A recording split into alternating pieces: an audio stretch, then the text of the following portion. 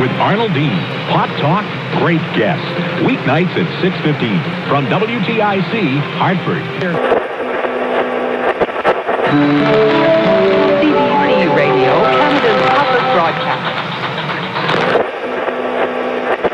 Try Carter's Little Liver Pill. Good advice. Good mornings only on KCMO Kansas City.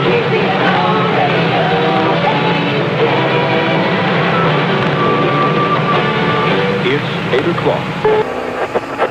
When you're tuned to CDS Radio. This is the DX Central from the Static Podcast. From Studio B of the North Shore Studios in Mandeville, Louisiana.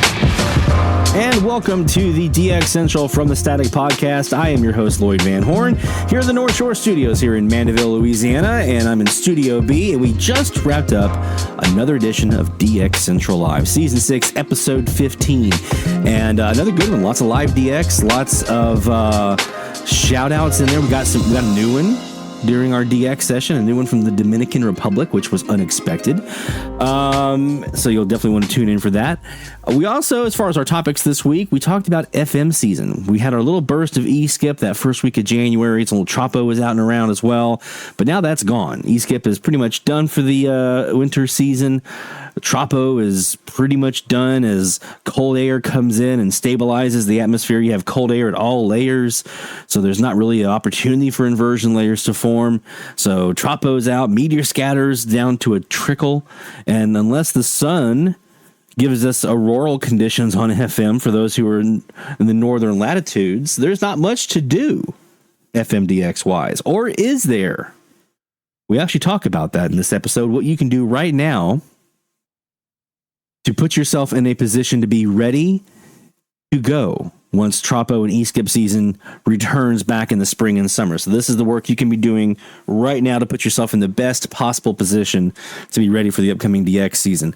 Another topic we talk about, PCs for your shack. Used to, it was a laptop or a big desktop computer. That's what you would use for your shack. You can plug everything that you had, all your SDRs into the one. Well, there's a new thing that myself and a lot of other DXers are starting to do, and that's to use mini PCs, these little tiny PCs that you can actually stick under your desk. They don't even take any desktop space on your actual desktop, and you can use these. You can get multiple ones. We have about 4 here at DX Central in North Shore Studios, and you can put a couple of SDRs on each one and have a specialty computer that you can then remotely connect to and do your DX that way. So we talk a bit about that and how that actually helps and some of the benefits of using that setup. And like I said, lots of shout outs, lots of live DX. We introduce our new challenge. We're now in the 1500 to 1540 frequency range. So we talk about that as well. So get yourself ready. Another episode of DX Central Re-Live. Again, Season 6, Episode 15 starts now. Keep up with DX Central. Follow us on Twitter at DX Central.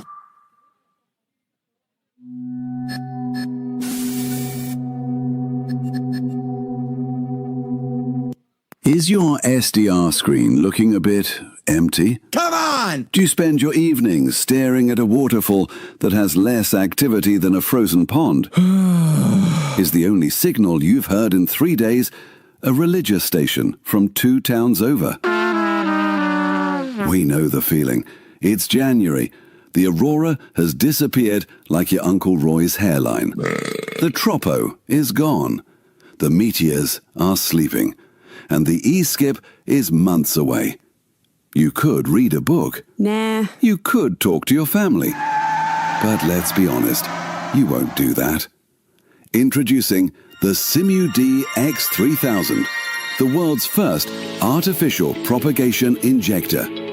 Simply connect it between your antenna and your radio, and let our proprietary phantom signal technology do the rest.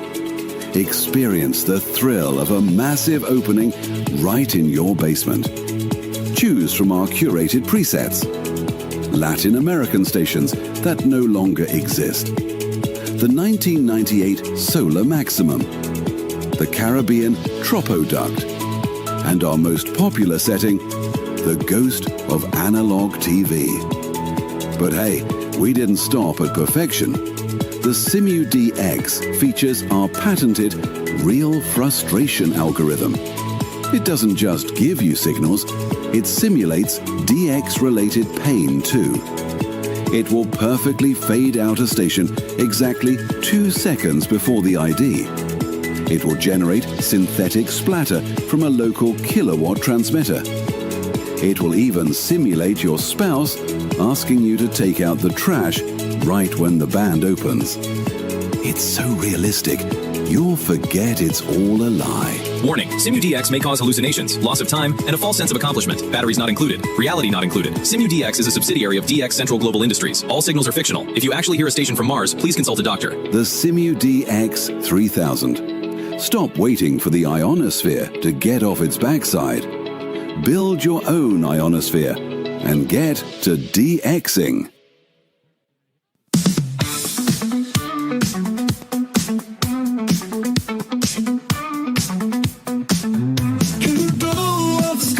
It's a Friday night, Lloyd in the North Shore, setting frequencies right. AM and FM, the airwaves collide. DX Central Live, where the signals can't hide.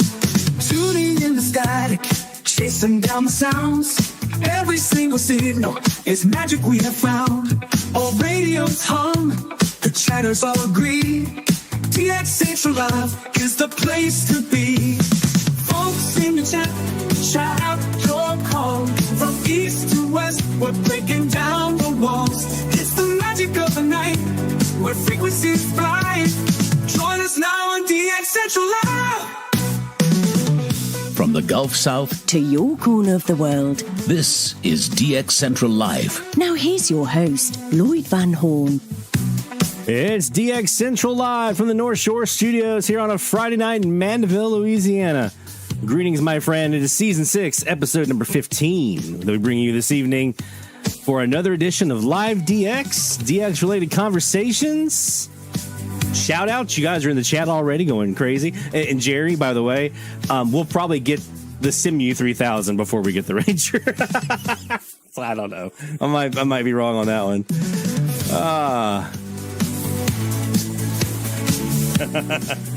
Hopefully you guys have had a great week of DX. I haven't had any time for it. I've been doing other things, but some day job stuff. But we're here, and we're ready to do some DX. It's almost top of the hour. We're getting just a few minutes here away. We got a lot to talk about tonight, as we usually do. Actually, not crazy amounts of stuff to talk about. I want to talk a bit about, now that we're pretty much entering the FM deadband portion of the year. Yeah, I know it sucks, but E-skip is probably going to be pretty much. I mean, it can happen at any time, and we've seen a little bit of people getting stuff this week, but not like we had last week, right? So we're now in that point where, like, okay, we're really kind of waiting for April or May, and tropo is probably going to be a little ways away, because guess what? Cold air kills tropo, because you get cold air at all layers of the atmosphere and the troposphere, so that just kills the tropo. Meteor scatter it's possible at any time as well, but this time of the year it seems to be a little more rare. So we're in that deadband part of the year for FM. So what can we do to when there's no FM? So we're going to talk a bit about that and some things we can do now to get us ready for the next upcoming season. We're also going to talk about some solar activity. We had a little CME earlier this week, and we've got some more stuff heading this way. I saw an article on our local TV station here in New Orleans talking about, there's going to be aurora, northern lights into parts of the U.S. this weekend.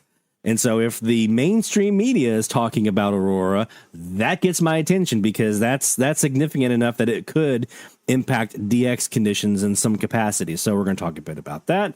We're also going to talk about, I was having a conversation with my friend Sean Cusco, KX9X, this week, about computers in the shack and some different computer options. He's having some computer replacement needs. And so talking a bit about that. And I want to go over an idea.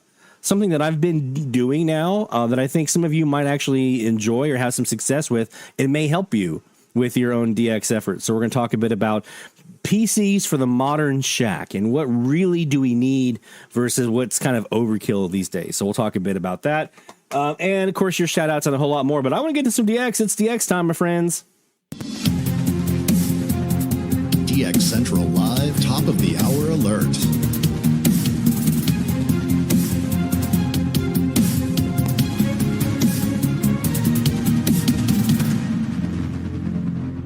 And this is our first DX session brought to you by the International Radio Club of America, IRCAonline.org. That's where we're going to start here on our AirSpy HF Plus discovery around the corner over at Shortwave Central, where we have our big CAS antenna pointing down towards Latin America, because I think we might have a little bit of enhancement right now down to the south. So let's take a look at it. We're on our challenge frequencies of 1180 to 1220.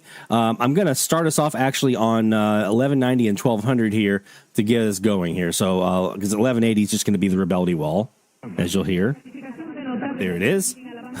Everyone convinced? Rebeldy wall? Okay, 1190. Let's go to 1190. Probably going to be XECT in Mexico here. It's what we've been hearing this week when we have tuned in. 1200 probably WOAI.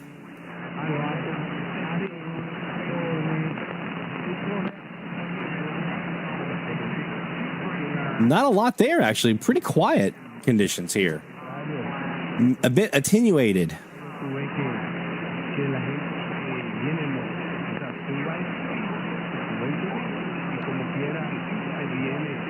We do have a Spanish station here, though, and let's listen in.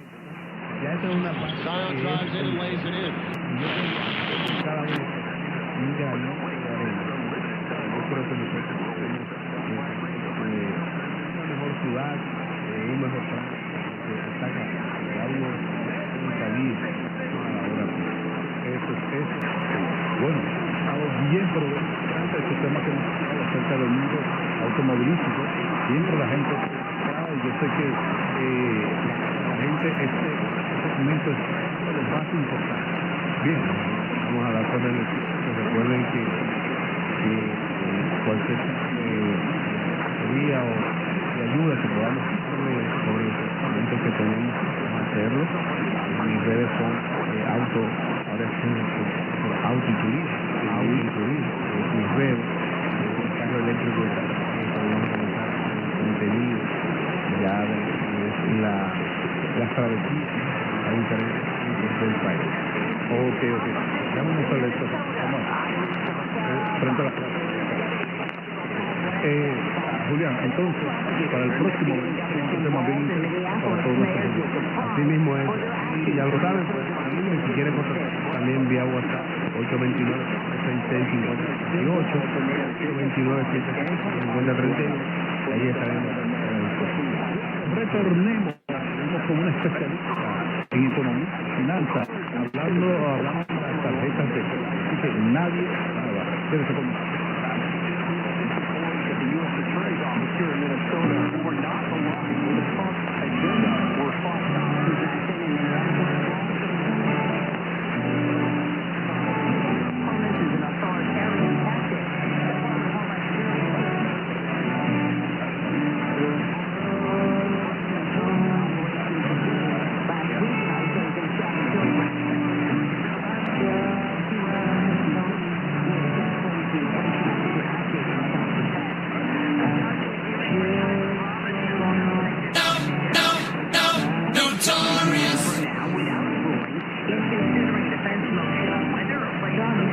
This isn't Chicago, is it? I doubt it's Chicago. We're facing south. I barely hear OAI. Just trying to figure out who this might be. Could be Sancti Spiritus down in Cuba.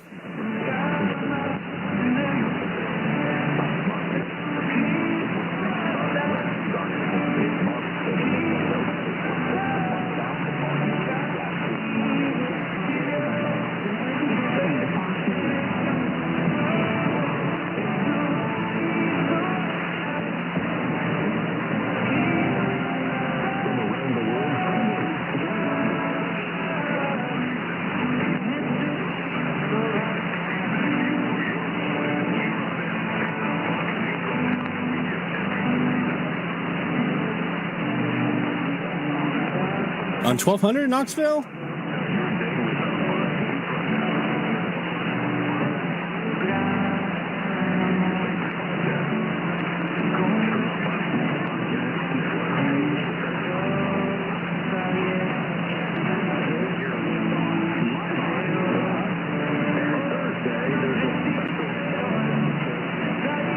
Yeah.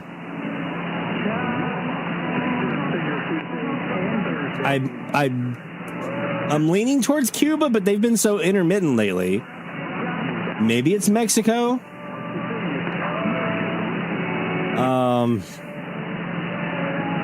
Kind of doubt it.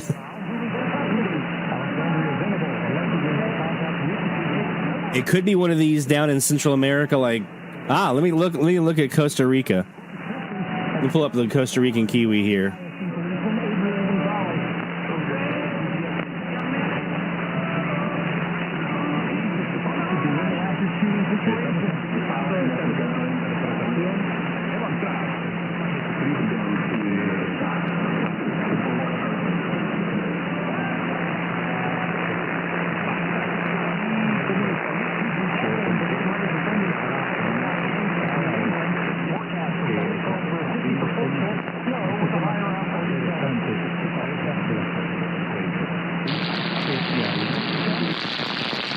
Okay, they're not hearing. Ugh. It's a frying pan they got.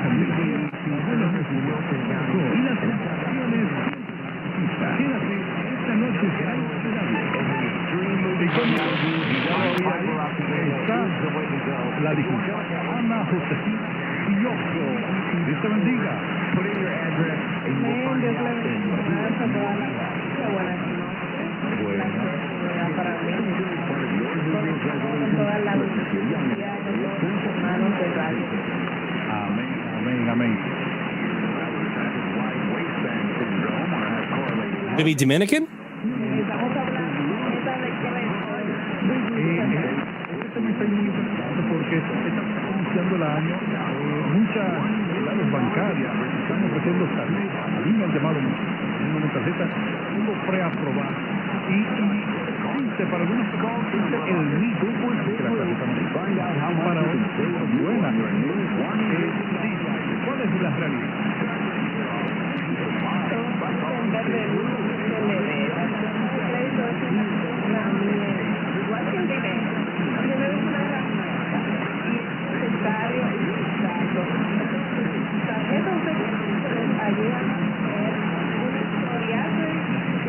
Let me see if I'm hearing it on the southeast wire here, on the southeast CAS here at the house. See, the southeast CAS has WOAI like gangbusters, but the Latin American CAS, they're not there, barely.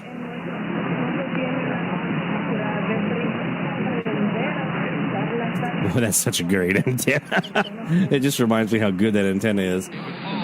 On our low noise vertical, questions, so let's do it. Hey, Real American. I got OAI. I chose to read this email, Chris. I like when people know how wonderful I am. I prefer to read.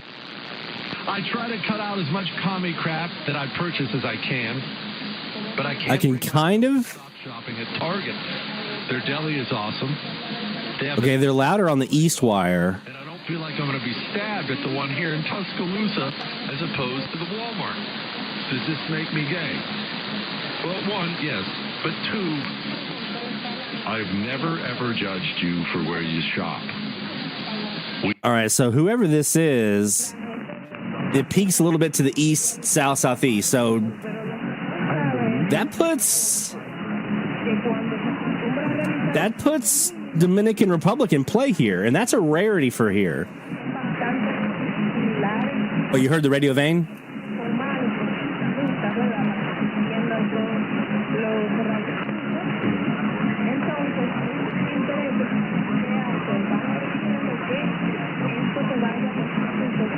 I must have missed that.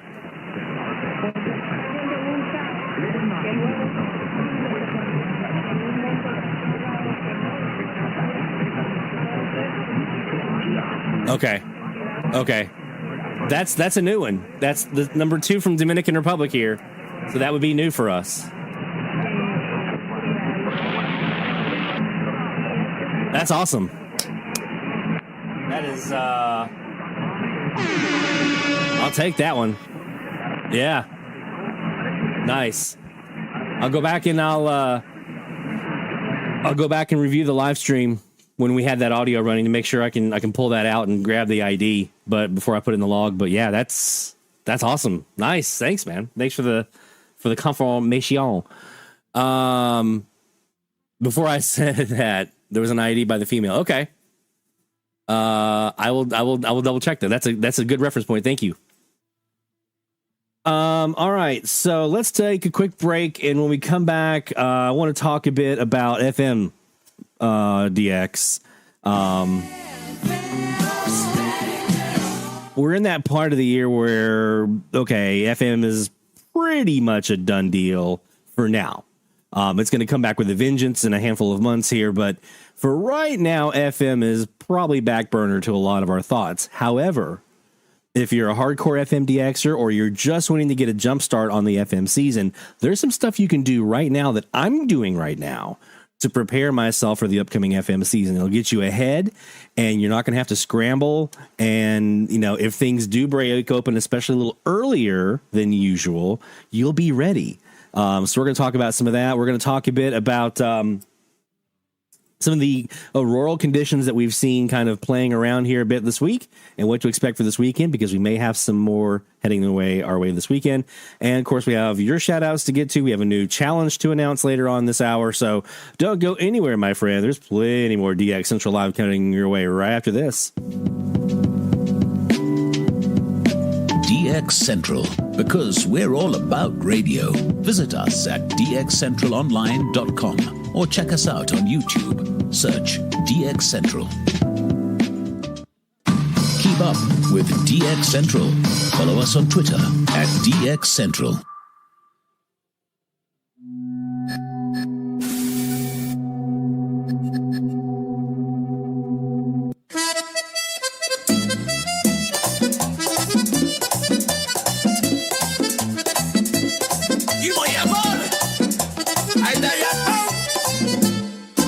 In the sky, the sun gone wild. Charged up winds are running miles. Statics dancing with good light. Turn that dial, the world inside. Hear that rhythm on 1140. Rio singing sweet and sporty. Buenos Aires calling clear. Sounds of summer in my ear. Oh, so last I'm serenade. The bands are burning. Signals parade. From Havana to Montevideo.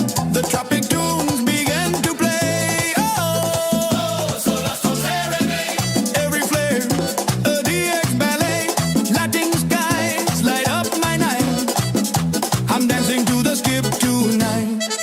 From the DX Central North Shore Studios, this is DXC Live.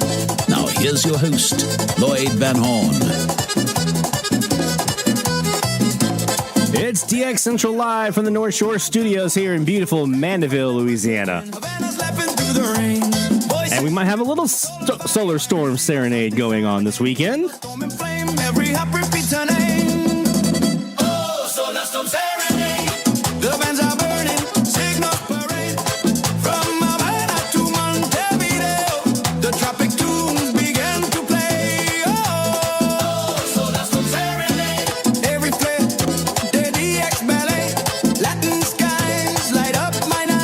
Matthew, yes. 4 and 6 elements for the log periodic. We'll talk a bit about it here when we get into the FM portion that we're going to talk about here in a few minutes, but great antenna. Absolutely fantastic antenna. All right. So let's talk about you. Let's talk about what you've been hearing, because it's time for shout outs. Shout out loud, hear the call for every single big or small, from AM to FM to C to C. We celebrate the ones who snag the ID. Shout out loud, let it be known, you're never DXing all alone. Through the static we found our way. Shout outs making waves today.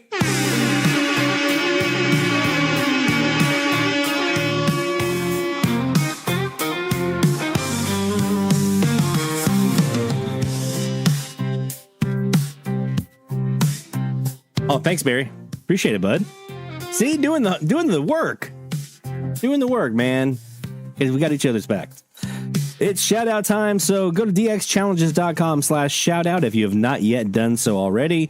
Submit your catches to the form and let us know what you've been hearing. New countries, new stations, new states, new gear, new records that you've broken for yourself, new milestones that you reached. If you just want to give a high five because Barry caught the ID for you and you want to give him the high five, say thanks. Whatever the shout out is, man.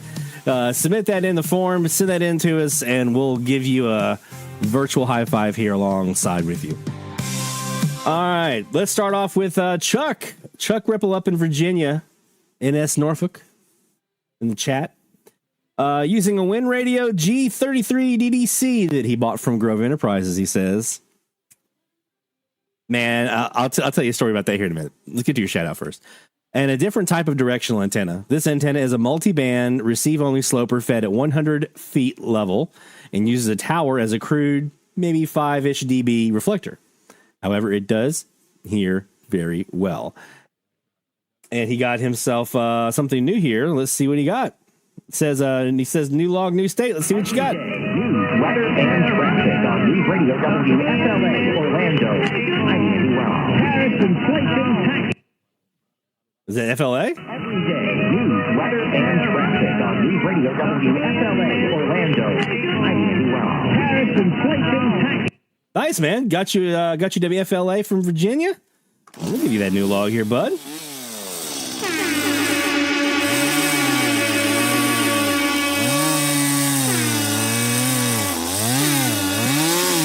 All right. Yeah, so speaking of that Win Radio, I don't remember which model it was. It might have been the G33 or something along those lines. It was one of the older models, obviously, because this was like early 2000s, mid 2000s, somewhere in there. Dad got one that he did a review for Monitoring Times. And it was my first time I'd ever heard of SDR, a software defined radio. I remember I was upstairs. We had an upstairs house with the upstairs shack. And I was upstairs and I was looking at this thing, and this was before we had flat screen monitors. So you still had the CRT monitors, and these things are noisy. And I was like, that's stupid. Why would I have a radio that I plug into this device that is attached to another device that makes a ton of noise that I normally have to make sure all those are off so I can DX? Why would I DX that way? I have a radio. That's stupid. It was my first exposure to SDR, was that Win Radio way back in the day that Grove used to sell. So, of course, obviously the technology has improved and I've changed my tune quite significantly. And we're going to talk about that this hour, or next hour rather. But yeah, that brings back some good memories. Well done, Chuck. Well done, my friend. Next up on the list, we got Dan Massey on 12/6/2025. Sunrise Recording finally logged the Mexican state of Sonora. 730 XESOS, Agua Prieta, clear ID with La Ranchera several times around 11:58 UTC, probably on their 25 kilowatt day power, the strongest signal out of Sonora. And that's a very good thing to know, because I think Sonora is still on my list of. I know it's either AM or FM, one of those two. I still need Sonora. Where's my missing? It's FM. I need them on FM. Okay, not AM.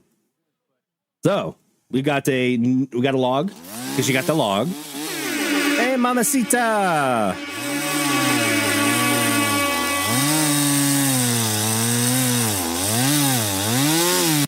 There we go. And you got that new Mexican state, so we've got to celebrate, my friend.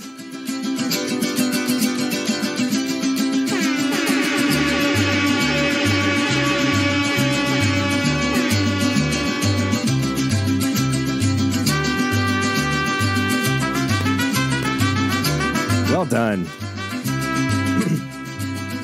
There was a time when I just DX'd stations from Mexico, and I was like, it's a station from Mexico, it's a station from Mexico. It's all the same. 6, 1, half a dozen.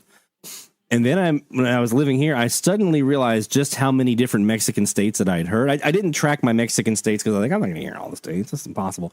And then I realized how many I'd heard and how many I had left. And I was like, okay, now we're going to track that. So that's something in the last probably year that became a concerted effort for me here, was tracking my Estados de Mexicos. So well done, Dan. Well done. Bob Grove did have a computer in his shack. Yes, he did. He had a nice shack. Had, I don't know if he still does or not, had a nice shack in his house. Custom built in stuff. I mean, it's what you expect from Bob Grove. But he did have a computer in his shack. Don't let him fool you. He wasn't just Mr. Tube radio, old school radio stuff. The man had a computer in his shack. Rick Dow. Hello, Lloyd. 2 new AM loggings to report since last time. 1480 WHBC in Canton, Ohio. Heard on Friday morning, January the 9th at 0647 Central Time, right after they went to their day power. And 1560 WGLB Elm Grove, Wisconsin on Wednesday, the evening of January the 14th, 2014 Central Time. Yes, I believe I have some cheese coming my way. That you do, my friend. We went from queso to the high stinking cheddar.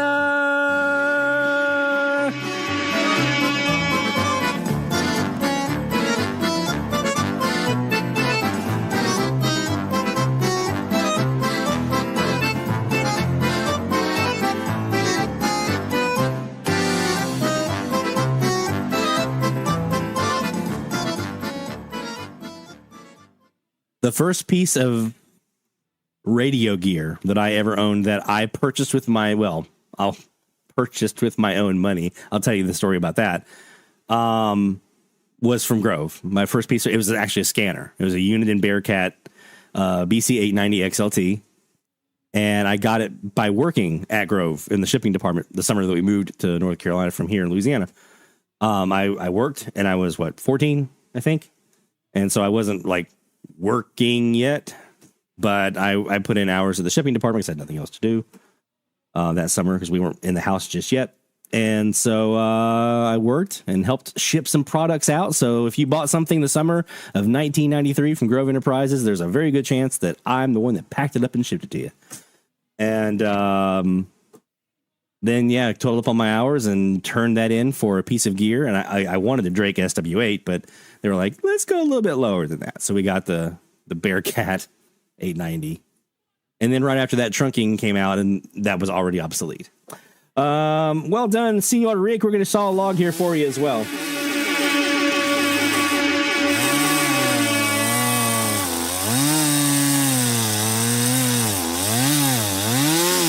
There you go. I had lots of other gear that I either was gifted because of Christmas. Mom and Dad got me like the Super Radio 3 with the select antenna.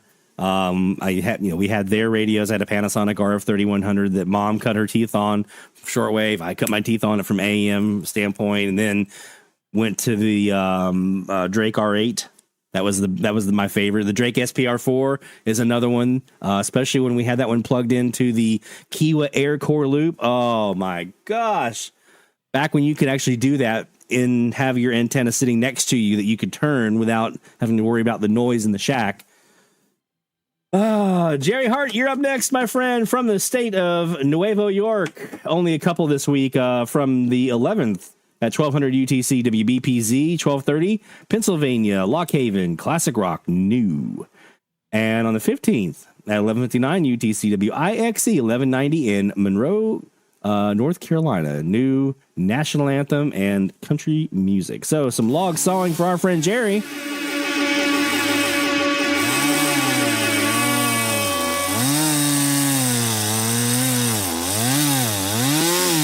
I remember those AORs. I wanted either that one or with the lows. like the 150. Oh, that was a sexy radio. Jerry has a clip here for us as well. And so let's take a listen to the clip here. This is of WIXE in Monroe, North Carolina.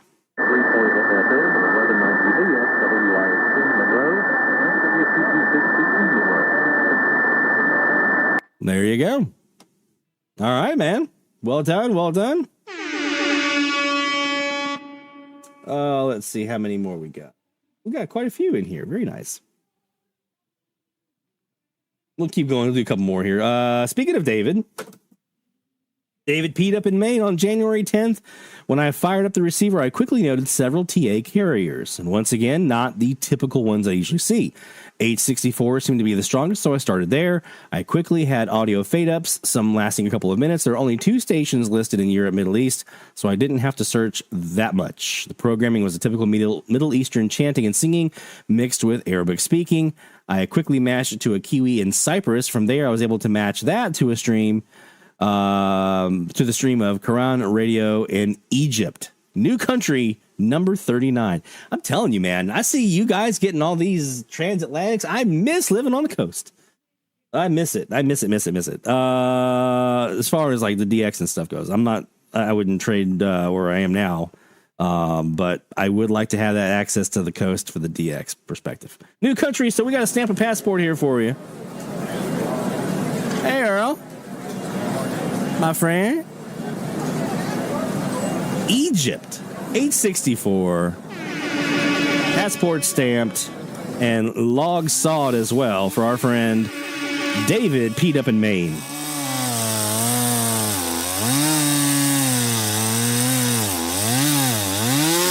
He has a clip for us as well.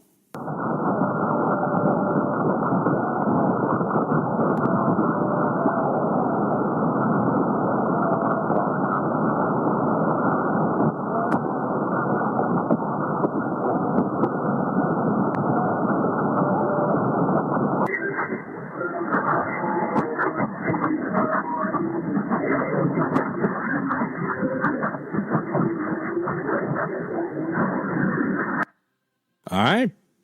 See, now this does point to something to kind of consider when we hear something. Now there are exceptions to this.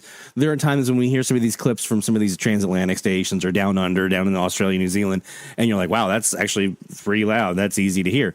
The vast majority of the time, that's not the case. The vast majority of the time, it is in the mud. You're digging in the mud trying to get these out. You have to do a lot of filtering. You have to do a lot of straining. You have to really get in there, and you've got a very tight window a lot of times on a lot of these signals. So to have the patience and the fortitude and the persistence to pull these out, it takes a special DXer. So David, my friend, you, Barry, all you guys that get the transatlantic stuff on a regular basis, kudos to you. It is very, very impressive. So well done, my friends. We got Earl just joined us in the chat. Well, perfect timing, my friend. We got a shout out for you here. I got 9 new stations this week, inching ever closer to my season goal of 1,300 logged. I'm currently at 1,292, so hopefully can reach 1,300 before the end of the season. Well, you're on the right track with 9 this week, my friend. The 2 highlights this week, we're logging a new Estado de Mexico. You got Baja California via XEPRS 1090. Yeah, I saw that in the Slack channel. You guys were hearing them this week. Nice. The incredible opening to eastern Oklahoma and Texas last night, netting me 4 new low-power stations from that region. 1470 KGND Oklahoma, 1280 KWHI in Texas, 1260 KTAE in Texas, 1280 KPRV Oklahoma, from which I've sent along a short legal ID clip, which we'll play. The other 4 new ones I heard this week were 1180 KLPF Texas, 1360 WMOV West Virginia, WCHL North Carolina, and 1430 WOWW. Wow. In Tennessee. And so he's got a couple of things here. He's got new Latin American stations. So we got that. We got a New Mexican state to talk about, and the new logs as well. So well done, Earl.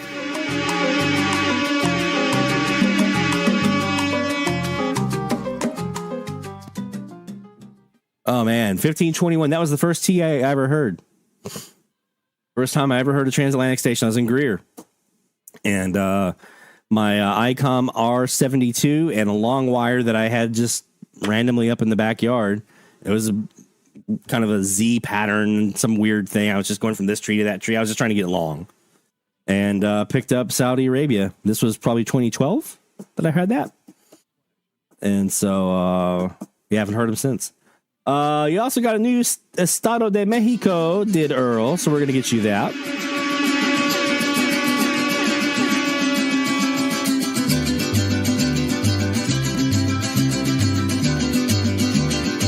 Baja California.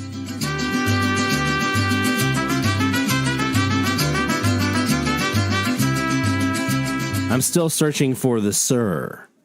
Baja California Sur. That one is on my list.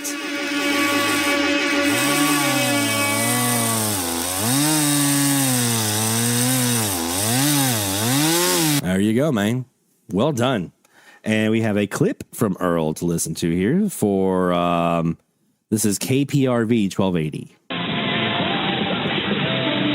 You're listening to KPRV AM 1280, Hoto, Oklahoma.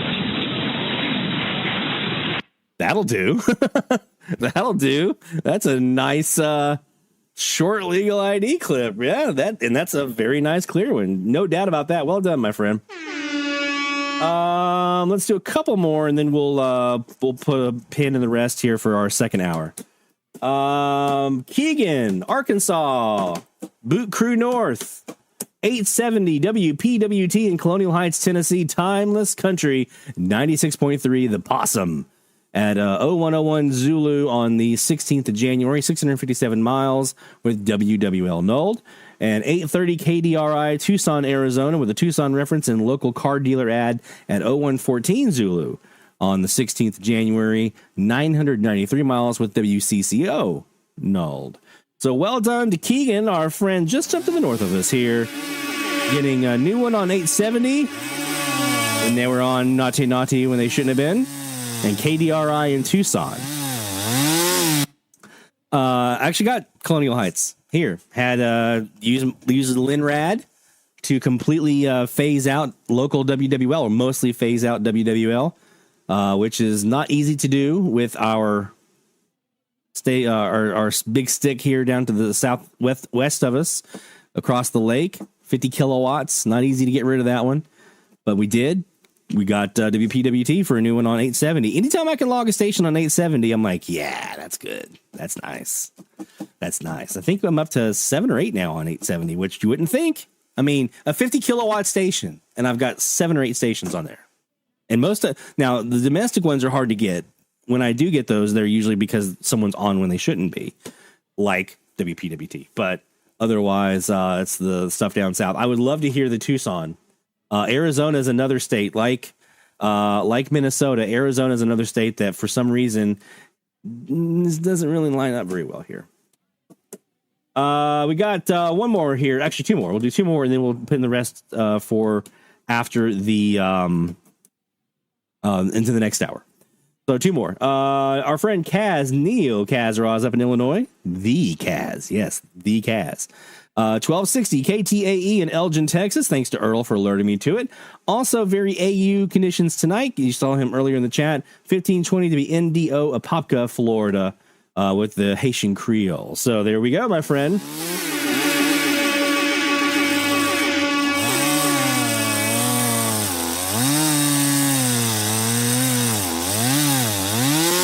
All right, there you go. Well done, Kaz. And the next shout out here is not so much a shout out as it is a cautionary tale from our friend Sean Kutsko, KX90X, also in Illinois. This week was a cautionary tale. I lost my hard drive on my radio PC. Every one of us, we feel that tightening when we hear that, right? Lost my hard drive on my radio PC. I neglected to back up my files on a regular basis, and I lost 4 months of AMDX logs. Many top of hour IQ recordings and several recorded IDs. Oh, ow. It hurts. I spent this last week getting up and running on a new PC and have backed up my data as of this week. Which one did you go with? What PC did you end up going with? Learn from my experience. Back up your data on a regular basis, Sean. Yeah, that's what we're going to be talking about here in the next hour. We're going to talk about PC options and some things you can use in your shack to save yourself some money, because you don't have to have a big extravagant SDR or a computer rather for most of these SDRs that are out there. Now, if you're running big 24 megahertz bandwidth ELAD FDMS3, you're probably gonna need something a little more decent. But if you're just running an AirSpy or like an RSPDX or something like that, you don't have to break a bunch of money to get yourself a nice computer that will run very, very well in your shack. So we're going to talk about that in the next hour. So absolutely, if you do like a database, like an Access database or something like that on your computer for your logbook, backup. Another good thing to do is cloud-based, like Google Docs, Google Sheets. That's what we do here. I also about once a month will download my logbooks, my AM, my FM logbooks from Google Sheets from the cloud down to my computer, so I have a backup on my computer just in case something happens to the cloud. I've still got my logs, but I made the switch a couple years ago to fully cloud-based logbooks because it is just it's so much easier, so much nicer as far as how it kind of plays in with everything and kind of plugs into all these different things. So that is a great option as well. So my condolences, Sean. Hopefully that export from the frequency challenge was able to help you out and maybe get some of your stuff back in, especially from the more recent stuff that you said you were missing. So coming up next hour, we've got Aiden and we've got Stuart, but you've still got time to get your DX shout outs in. DXchallenges.com/shoutout. Submit those in on the form. Get those to us. That's pinned at the top of the chat right now. So you submit those, get those over to us, and we'll give you the old horn of victory there. Let's talk FM. Stephanie already knows what I'm about to talk about. She knows the bandwagon I jump on this time of the year every year, in between now and ESCP season. This is a fantastic time because FM is pretty much, I'm not saying you're not going to get something. Somebody's going to get some tropo and they're going to be like, hey, or somebody's going to get some meteor scatter. See, he's not dead. And I know that. I know there's going to be somebody who gets something. But by and large, for right now, FM is, for all practical purposes, dead band conditions, especially if you're sitting under a bunch of cold where the atmosphere is stable and you go outside and you look out and there's like a clear, cold day with no clouds in the sky. You ain't getting tropo. OK, so this is the time of the year to do some preparation, some work.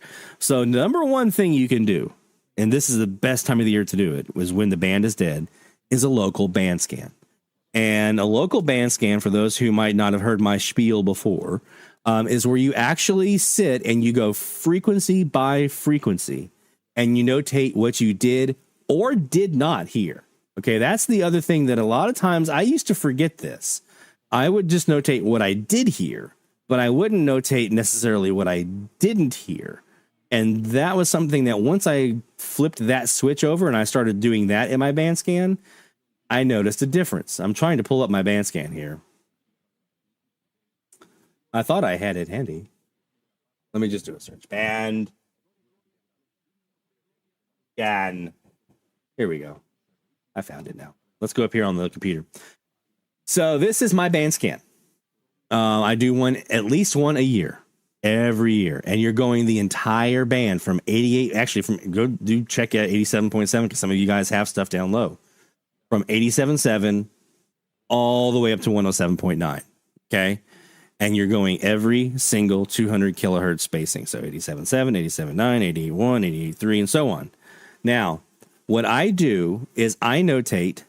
What do I hear? If there's a station there, what station is it? Now, I only do this during dead band conditions. It's really, really important. You want to notate just what you have during dead band conditions, and there's a reason for this. So I'm talking no tropo, no meteor scatter, no enhancement, no skip, no nothing. It's just a February day when, like I said, it's a cold, clear day with not a cloud in the sky. There's no clouds. There's no precipitation. There's no warm fronts anywhere around. You're just getting dead band. OK, this is when you do your band scan. And so you'll just notate what you hear. OK, the stations that you hear. I put in the city location. I put in the format that I heard. I put in, if there was an RDS, what code was it? I also put in signal strength, and this is where I was not doing that. unless there's an actual station there. I wasn't doing that for my empty, barren frequencies, and that was a mistake. I highly recommend that if you have an open frequency, whether there's open because you have HD on that frequency from an adjacent channel, or if it's truly open, right? There's no HD slop. There's nothing on the frequency. Notate your signal strength. I use dBm. So that's what you'll see here on this column right here is dBm.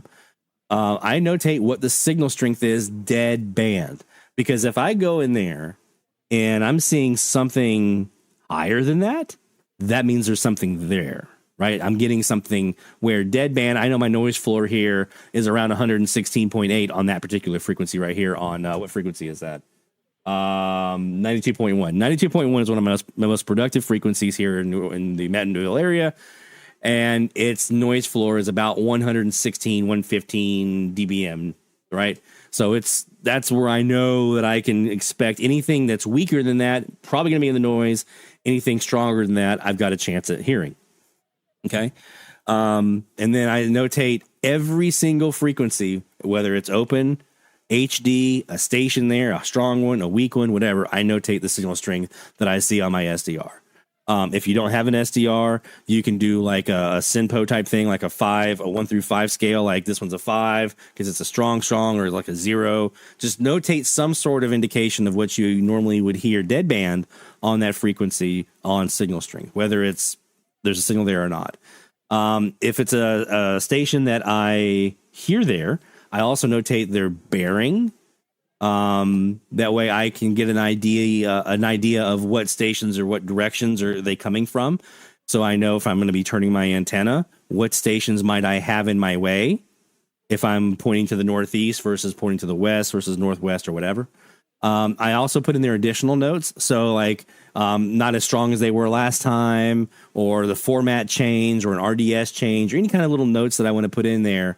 I'll put that on. I'll put on there exactly what it is that I notated it, and I put the date that I did my scan. That way if I go back in, I want to do a second one later, I can do that. And then because I'm a little bit particular about my stuff, and I'm a little analytical here, I also put a category. That category has actually helped me out quite a bit. I categorize my frequencies by the categories you see over here on the right. I've got super strong local. So strong local, that means like, this is the strongest signal you can get. It's almost impossible to overcome. You're not going to get rid of it with E-skip. You're not going to get rid of it with tropo unless it's like the strongest of tropo, the strongest of E-skip. You better hope they have dead air or are gone for you to hear anything there. Open HD it's one of those super strong stations, but they carry HD and you're off to the side of it, right? So 93.3 here in New Orleans, WQUE, big strong station, 93.1, 93.5, that's their HD, right? So it's a super strong HD. So if I'm getting any kind of tropo or skip, it's got to be stronger than that HD signal, even though it's just static, even though it sounds like it's open, it's not really. There's a strong carrier there or signal there that has to be overcome by whatever the DX is. So I notate that. Semi-locals. These can be local. They can be regional, but it's a signal that's a little bit harder than it should be to remove. And when I say that this is something that you might evolve over time. So you might not know this if you're doing like your first couple of band scans, but after you've done a couple of band scans and then you experience some tropo or some E-skip, then you can say, okay, I've noticed that particular signal, even when there's like decent tropo, it's still in there. Like some of the stations in Baton Rouge are really bad for this, for me. Like 100.7 the Tiger. There's no reason that station should be as loud as they are here, but they are, and they are pain. And when we get tropo, they usually are a little louder than they should be. And that makes them even harder to get rid of. So, local can be a local or nearby, but it's relatively easy to be overcome by whatever skip is coming in. Fringe is a station outside of my NOLA metro area that's easily overcome. So I look at this like 94.5 KSMB. Unless we're getting tropo in that direction, it's easy for that station to be overtaken by something else. 92.7, the Clinton station, that's K-Love. I would put that in the fringe or that maybe that local category there because it's easier to overcome. But it actually does stick around quite a bit, actually.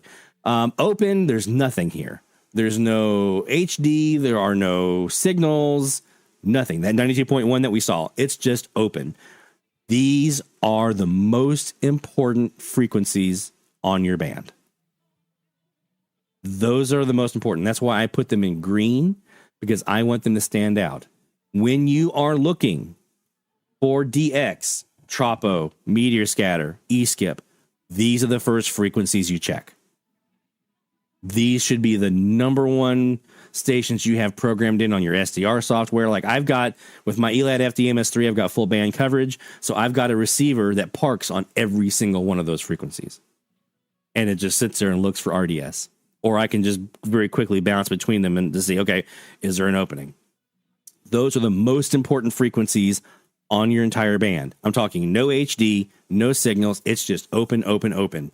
And the lower the noise floor, the better. Open, open, open. That is what you're looking for your DX. You're looking at those open frequencies. Here's one, 95.1, a negative 122.1 when it's dead band. That's the noise floor on that frequency. That's pretty good, right? That means I can get some pretty weak stations in there. I don't have a lot of those. As you can see, there's not a lot of greens, but when we do, it's a pretty nice open frequency. So I do this at least once a year. I'm looking to see if anything has changed. We had some stations that changed frequencies, changed format, changed RDS. We had some of that this last year. I had to move some stuff around, categorization and things like that. But you're looking to see if anything's changed from the last year. You want to reacquaint yourself with your local band, because this is going to be the intel that gives you the best possible chance of knowing exactly where to look when the opening hits. You don't want to be trying to figure it out. Where do I go? Where do I go when the opening is there? Because especially if it's E-skip, you've got a very limited amount of time to get that in, right? To get that DX in. So the more prepared you are by doing these band scans, if you're newer to FMDX, or if you have not done one of these, I recommend doing 2 or 3 of these before the season starts. Just familiarize yourself. You should be able to turn the frequency on your radio and say, that's this, that's nothing. That's the HD from WQUE. You should be able to just rattle that off your entire band. When you get to that point, that's when you're ready for the skip season, right? You know your band inside and out, and you know it based off of right now because you've done the band scan and you've gotten yourself acclimated with your band as it sits right now today. Because there will be, like I said, there will be stations that change. There'll be stations that pop up, maybe LP stations that just show up out of nowhere. There'll be other ones that go away. And a frequency that wasn't open now just became open. And you're like, oh, I have a new opportunity here. Or like me this last year, I had one of my most productive open frequencies. I was so in love with 89.5. It was one of my first stops every time there was an E-skip opening. And they put a station in Covington right to my north here, a classical radio station relay of a station from down in the city that I already had on 104.9. So now I've got 2 stations relaying the same program, and it killed one of my open frequencies for E-skip. But I had to find that out during a band scan.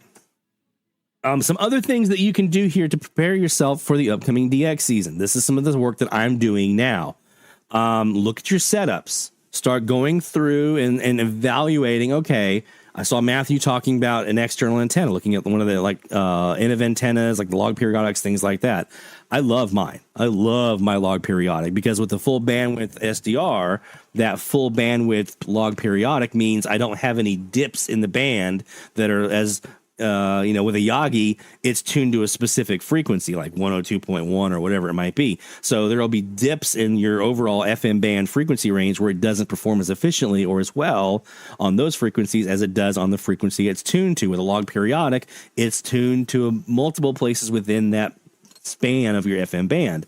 So it's going to give you better performance across. Now, you might have a lower gain than like a Yagi does, potentially, depending on how many elements you're talking about, which one you're comparing to. But it's broadband, so you're going to get more consistent performance across the entire band. Well, with a full band FM SDR, I need that, right? That's what I need.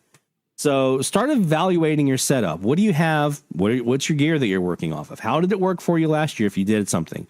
If you're brand new to the hobby, you're going to be just getting started. So this is your level set time. This is when you'll just want to get familiar with the band and get ready to experience your first E-skip season, your first tropo season, your first meteor scatter DX if you're going to do that. This is your chance to get a nice, good level set and figure out what you're doing so that next year you can start making adjustments. If you've already gone through a couple of seasons, now is the time when you're saying, okay, what can I do to eliminate noise and get my noise floor as low as possible? Do I want to put a low noise amplifier in so I can level set the noise floor like one of the kits amplifiers, KT501 that we use here? I just ordered another one today for our next FM setup we're about to put over at Shortwave Central. What antennas am I using? Do I have an omnidirectional? Do I have an external antenna at all? Can I put up a Yagi or a log periodic, or do I want to do something like a dipole or something omnidirectional like one of the turnstile antennas? Or do I need to keep something indoors? Maybe use something like a W6 LVP loop. So yes, it's a bit of a compromise on FM. It's not designed for that, but if it gets you DXing, it's better than not DXing, right? So evaluating what you have, what options do you have? What is at your disposal? What adjustments might you need to make? How can you bring your noise floor down? We're going to talk more about these topics as we get closer to the FM season, I promise you. But these are some of the things you can start thinking about now. Looking at your setup, do you want to add an online receiver? Do you want to? Yes, the answer is yes. Do you want to add an auto logger? You should. Do you want to have maybe some upgrades to your feed line? Maybe your feed line's getting a little old. Maybe there's some kinks in it. You need to replace the feed line. Maybe you have an old splitter that you need to replace. It was a cheap splitter, and now you want to replace it with like a nice Channel Master or one of the nicer splitters like that. So different things. So start evaluating your setup. See where you might need to start putting some money back to either upgrade antennas or radios or accessories, as it might be. And start planning for that. Because if you don't do that until May, you're going to miss DX. If you don't do it until April, you're probably going to miss some DX, okay? Do it now. Start that planning now, and you'll be ready for the FM season when we start really diving into that when we get into April. So this is a great time of the year to do that. But the number one thing, the absolute number one thing that you can do for yourself is band scan, band scan, band scan, band scan. At least do one. If you have time to do 2 or 3, great. Do a couple if you can, but at least minimum, especially if you've done before, at least do 1. If you've never done one before, I definitely recommend 2 or 3. Okay. All right. So let's talk about our next challenge, our next frequency challenge. We've been sitting on 1180 to 1220. And I wanted to do that because I wanted to get you ready for this next one, actually. This next one is going to be very similar in that we have some very big stations to contend with on some of the frequencies. Not all, but some of the frequencies.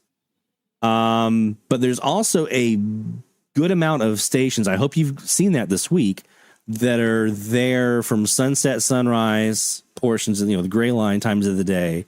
There are some other stations that are there in the shadows of those big stations that you can get maybe underneath them. Maybe they overtop take the frequency for a bit, but it's how do you get those stations that are underneath into your logbook? Well, that's going to serve you well this week as we do another frequency range where we have a mixture of big stations and the smaller ones underneath. Ready?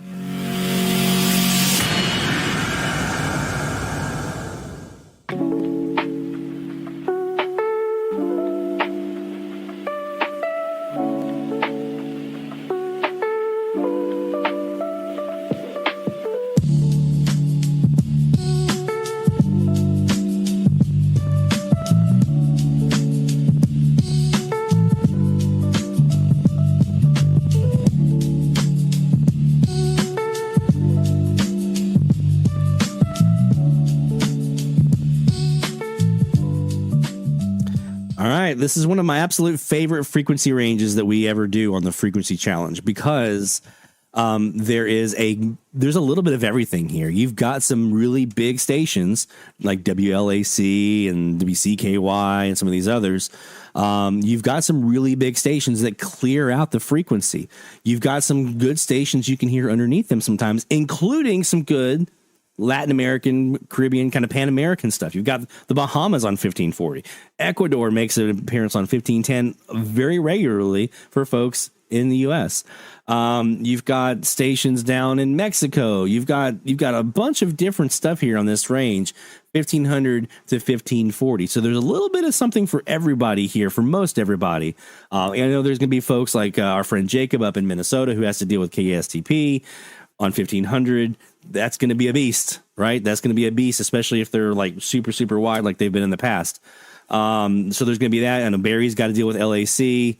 But when you have things like code channel cancelers, when you have phasers, when you have directional antennas or loops that you can turn and things like that to help you try to dim down those big stations that are kind of in the way, that can definitely help. So let's go ahead and get started with some DX. This DX session brought to you by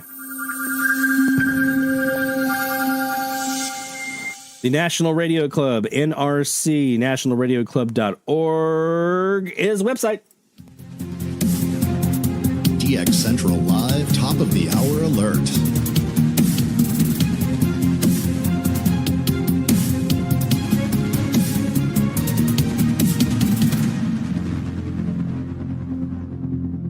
All right, so we've got a couple of frequencies in here we're going to check here at this top of the hour. We're going to start with our old reliable. This is 1510. If you have never heard South America, this is one of those frequencies that you should have kind of just that you check on a regular basis, especially when conditions are auroral. Ecuador on 1510 underneath WLAC.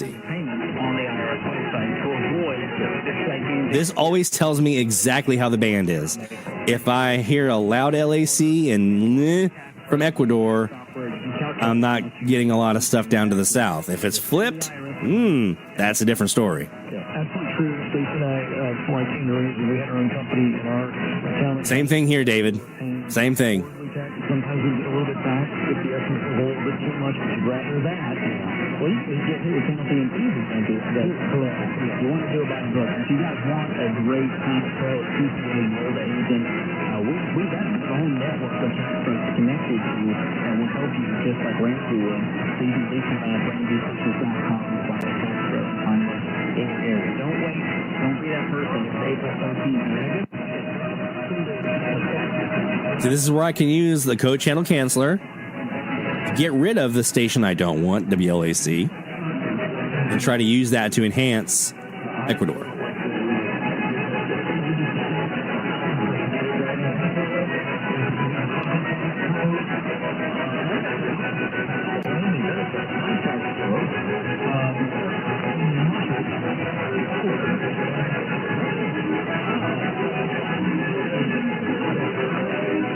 Yeah, Charles, this is one that I think, if conditions are right, you have a shot at with that being on the west coast of South America.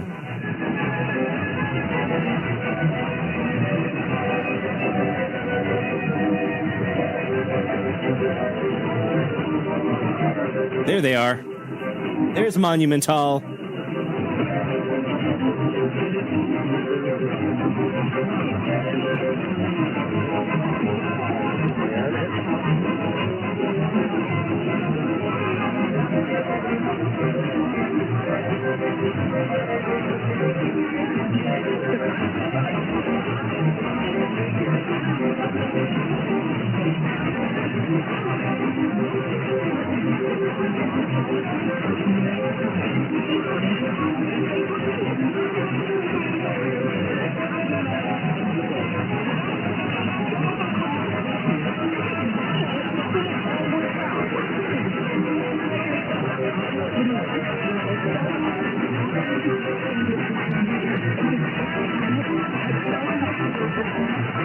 Let's check 1540, see if Bahamas.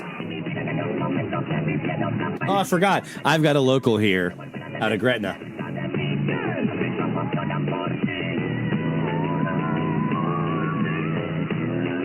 Yeah, 1540 is a tough one here. WFNO in Gretna should not be on the air right now. This loud. But here we are. I'm pretty sure that station underneath him is probably, though, Bahamas.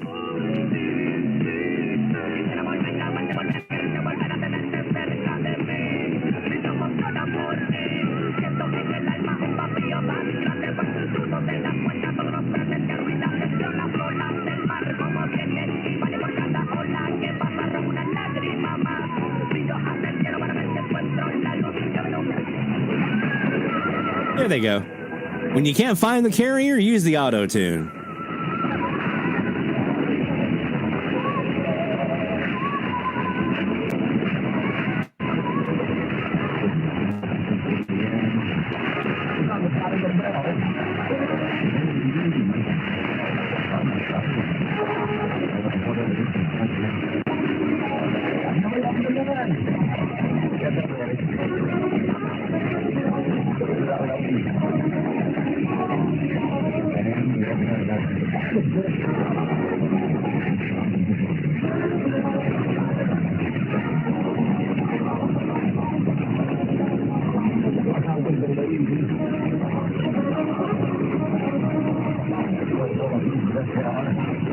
That should be Bahamas.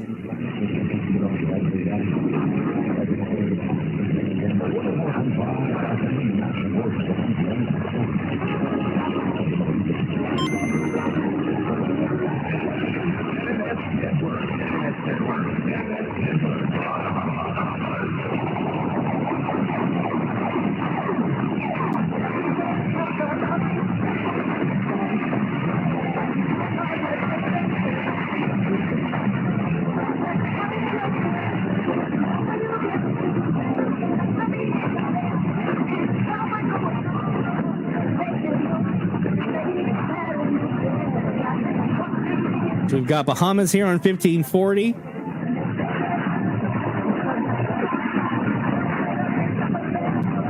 Let's go take it down to 1530 now. It needs to be CKY probably. With ESPN. I did hear the ESPN sounder.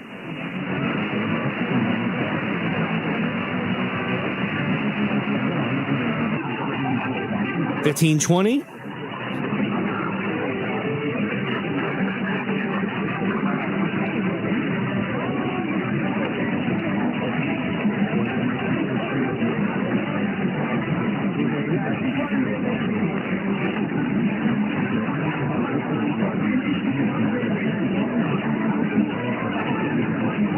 We have 7 stations here on 1520. 6 states, 1 country, so nothing but U.S. I haven't actually logged anything down south yet on 1520, so that's going to be a goal for me this week, is to get something outside of the U.S. on 1520. We've got Buffalo, we've got Apopka.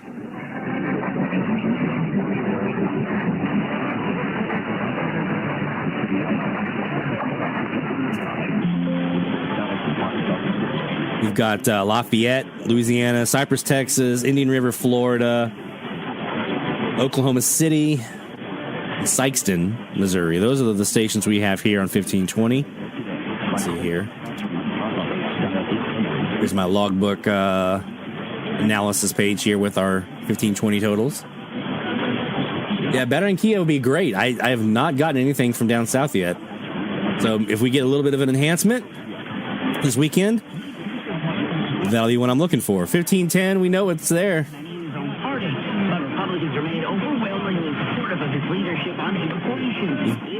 We've got... Let's get rid of LAC.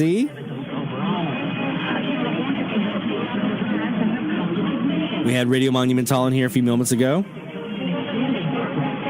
And 1500, we have heard DC here. We have heard Minnesota. Both of those are not common, though. Usually, this is what 1500 sounds like here. Nothing. Now, I have heard Peru, Radio Santa Rosa, out of Lima, on their very wide offset when they were here. And I have heard Mexico, XEDF, on 1500. But other than that, 1500 is kind of a meh frequency here for me. Kind of a gap.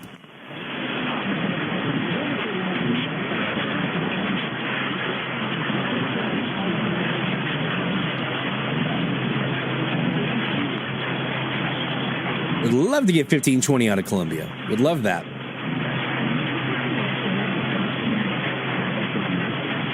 Oh, is that Indian Rocks, Kaz? XYB?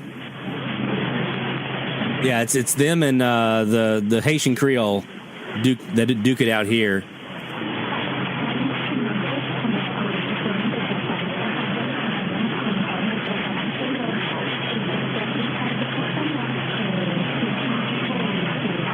You can get Texans on 1500 at sunset and maybe even sunrise. Yes.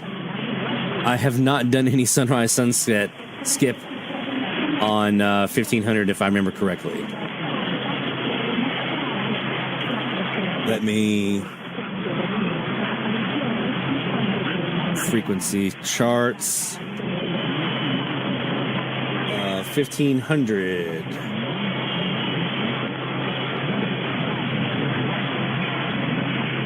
Yeah, I've done a little bit of sunset and hardly any sunrise, so that's going to be another thing this week.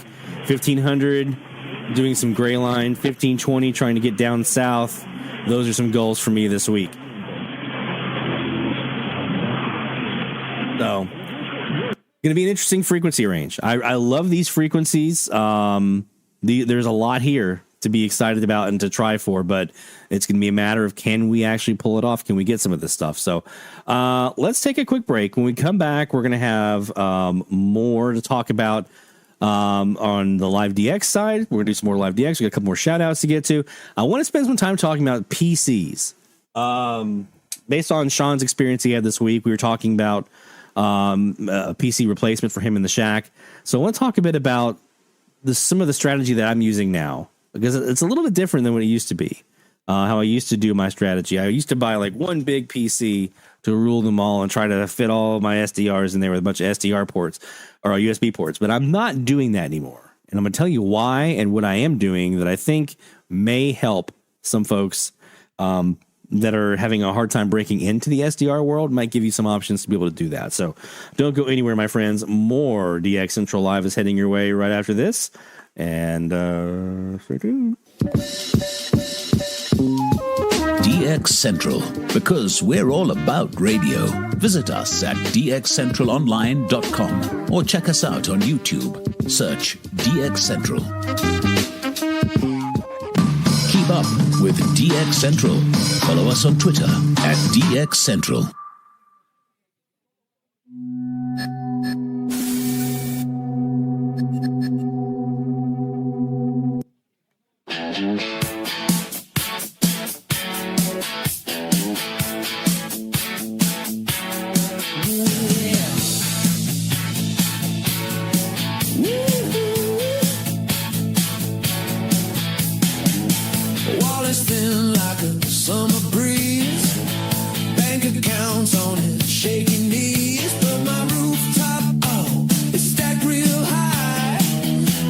Scraping at the big blue sky. I got antennas, wall to wall, big ones, small ones, I've got them all. I can't pay rent, but the signal's clear. Antenna man's got no cash, my dear. From the DX Central North Shore Studios, this is DXC Live. Now here's your host, Lloyd Van Horn. What's he building? Has he lost his screws? It's a monument to the airwaves' mind. Who needs dinner when the radio buys?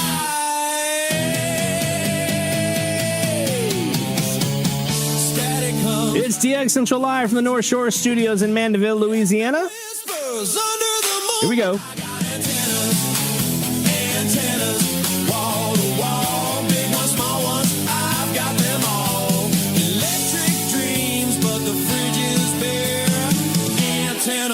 Living on radio air.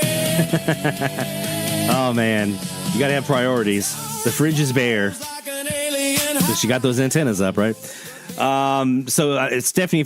If you're still in the chat, I can send you that link for the band scan. And I'm gonna put a template of that up here soon that I'll be able to share with the world. So that you all can have that as a template if you'd like to use for your own FM band scans. You can repurpose it for AM too if you would like to do that. All right, let's talk about PCs. I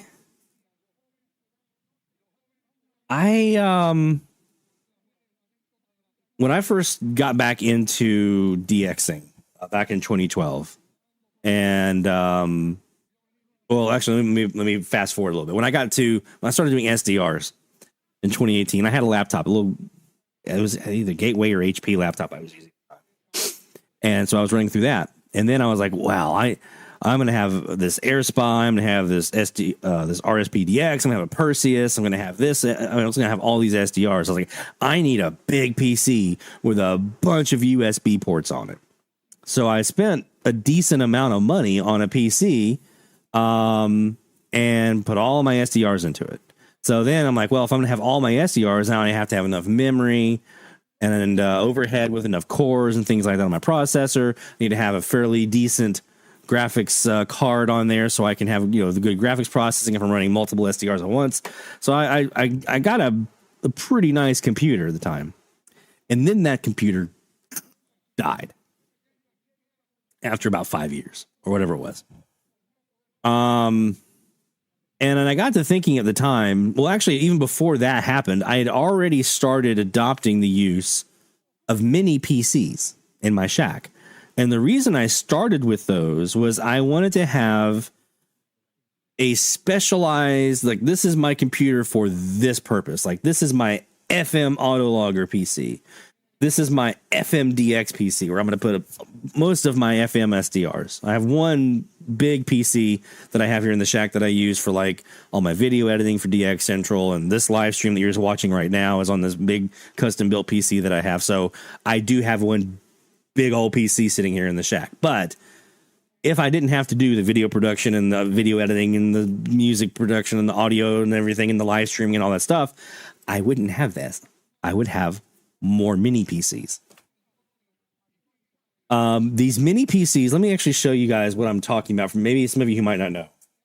Because I wasn't familiar with these when I first started using them. I didn't know anything about them.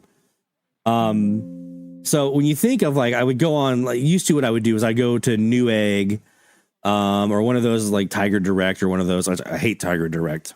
Don't get me started on Tiger Direct, but Newegg or one of those places that would do like, you can get computers that like companies would have, right? They would buy a bunch of these computers and they'd have them for all their employees. Like when I used to work in a contact center, we had that kind of stuff, and everybody had a computer, everyone their workstations. Well, they would turn those computers and they'd sell them or whatever. They turn them back in, and Newegg would then refurbish them and clean them up and do all this stuff, and then you could buy them, right? So you could buy these refurbished computers for like $700-800, and these little towers and things like that. So you can get a pretty good deal on a decent performer.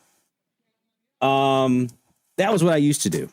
But then I started getting into auto logging for my RDS auto logging, and I was like, well, I want to do this, but I don't want this to be on my main PC, because my main PC that I have all my other SDRs in, I don't want this kind of background process running that's hogging up resources.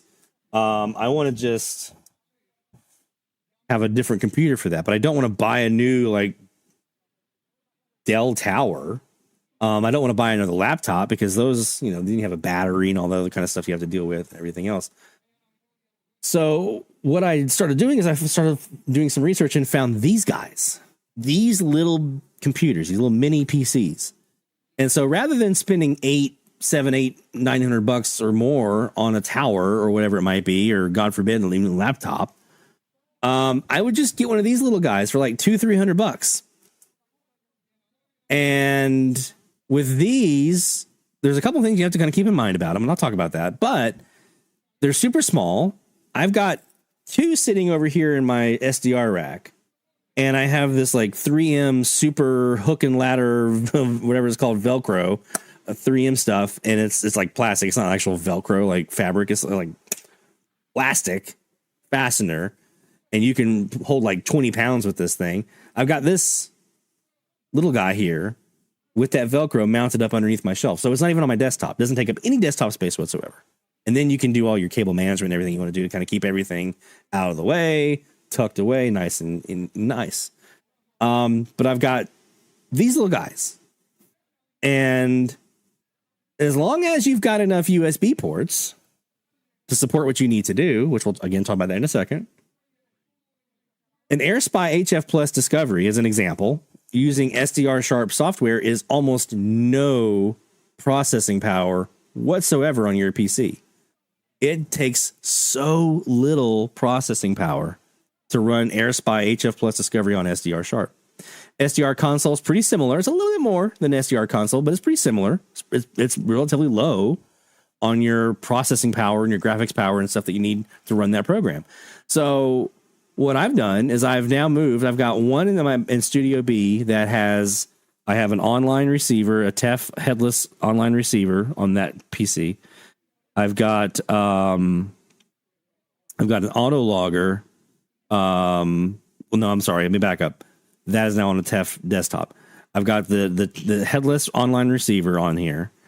I've got my RSP Duo FM on one of these machines. So I'm running 2 independent antennas in for phasing and everything like that. And that's in the Studio B. And I think I've got something else plugged in there. I just can't remember off the top of my head. And then I've got 2 in here in the shack. I've got one that's got an AirSpy HF Plus Discovery, and I've got the other one is all my ham radio stuff. So I've got like my ham radio stuff plugged in. Right now, it's being repurposed for DX radio, so I'm going to eventually replace and get a new one for ham radio stuff, and it's going to just be DX radio. Also on that AirSpy one, I have an RSP DX on that other mini PC as well. So this is the direction I'm going. We just got a new one here from Mom's house over at Shortwave Central. And so my AirSpy that's over there on the CAS, the big CAS, that's going to be what I'm connecting to is our new mini PC that we have over there. It's a little different than this one. It's a little cube, but we're going to have that over there. And so I was talking to Sean. I was like, look, because he was like saying, I want to budget X amount of dollars. Like, look, you don't have to spend that much money for a PC for an SDR, because SDR strain on these processors is nothing, right? So you can run like 1 or 2 SDRs on one of these mini PCs, no problem. Now here's the cool part. I've got like the one back in Studio B, right? How do I get in DX? Do I have to be back there to go DX off of it? No, I don't. No, absolutely I don't. This is my AirSpy HF Plus Discovery that's over at Mom's house. I'm remotely connecting to it using Google's Chrome remote desktop.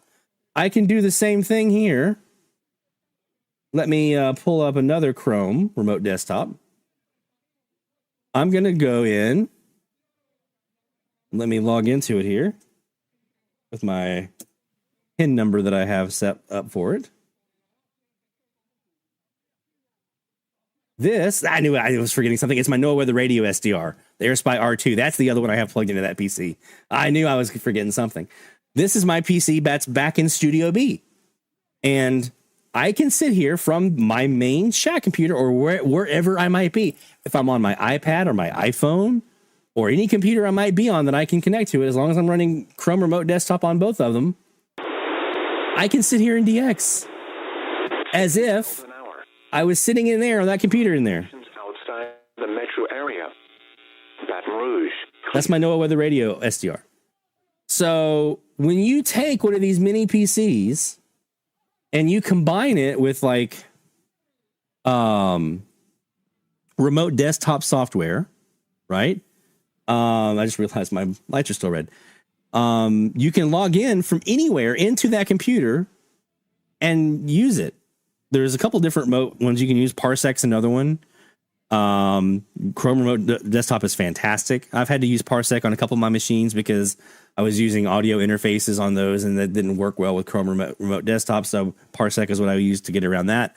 But you can remote into these and do all the DX you want to do. Now, here are the things you need to keep in mind. Number one is, how many devices am I going to try to plug into it? I recommend 1, 2, maybe 3, depending on what you're doing. But 2 is probably the sweet spot for SDRs plugged into these mini PCs. So up to 2 SDRs. So you're going to make sure you have enough USB ports when you factor in if you have like a USB dongle for a keyboard or any other peripherals you're connecting to this mini PC. You're going to want to make sure you have enough USB ports to it. Like the mini PC that I have in Studio B, I've got one of those USB ports is for a headless TEF. One of those is for a keyboard, like my little wireless keyboard. One of those USB ports is for the R2. One of those is for the RSP Duo. So I've got 2 SDRs and a headless TEF running on that PC, and it works fine. right? Another thing you're going to want to think about is storage space. And this is a real consideration. So if you're going to be recording with your SDR on that little mini PC, most of these that you'll find on like Amazon or whatever, like the one that we looked at a second ago, let me pull that back up on screen. This is a 1 terabyte hard drive that's on here. It's a 1 terabyte SSD. So it's nice and fast, right? So that's good. SSD is good. It's a 1 terabyte. Now you can upgrade, and that's going to cost you more to get like a 2 terabyte or more. But this one, it's a AMD Ryzen 3 4300 quad core, 16 gigs of RAM, which is more than enough to run these SDR programs, as long as you're not doing like super wide bandwidth, and a terabyte of SSD. And you can run your through an HDMI cable to your monitors or whatever you want to do. So you'll want to make sure you have enough USB ports for all your devices. And then with the storage, that's the other big thing. So you may have to do like a external SSD. They have them on Amazon. You can get like a 2 terabyte or a 4 terabyte. I just got a 2 terabyte for over at Mom's house. A little 2 terabyte SSD that you can throw onto, or you can get like a little flash card or whatever it might be, that whatever formats are supported by the PC that you have. And you just move stuff over as you need to. Another thing that you can do, something to consider, and this is what I'm actually going to do this weekend at Shortwave Central, is let's say for like an AirSpy, I'm going to set up the AirSpy as what's called Spy Server. So basically what it does is it turns that AirSpy into an online receiver that I can then connect to from here in my shack using SDR Sharp here in my shack. I'm not running SDR Sharp on the remote computer. I'm running Spy Server software. So it's just making the SDR available. And then here in my shack, I connect to it. And then I pull it up as a server.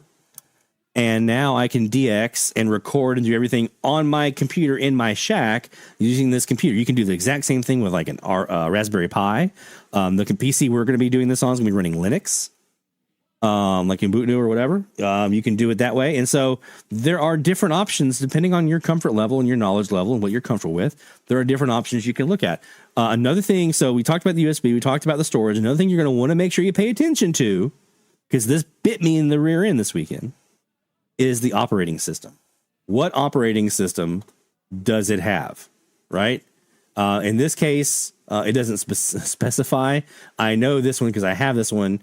This is a Windows 11 machine. Let me go to, where is it? You'll want to look for the operating system. Most of the operating systems, most of these little mini PCs will come preloaded with like Windows 11. A lot of them are Windows 11 Pro. Maybe you might get one that's like a home or whatever. But you'll just want to be careful of that and make sure that you've got an operating system loaded.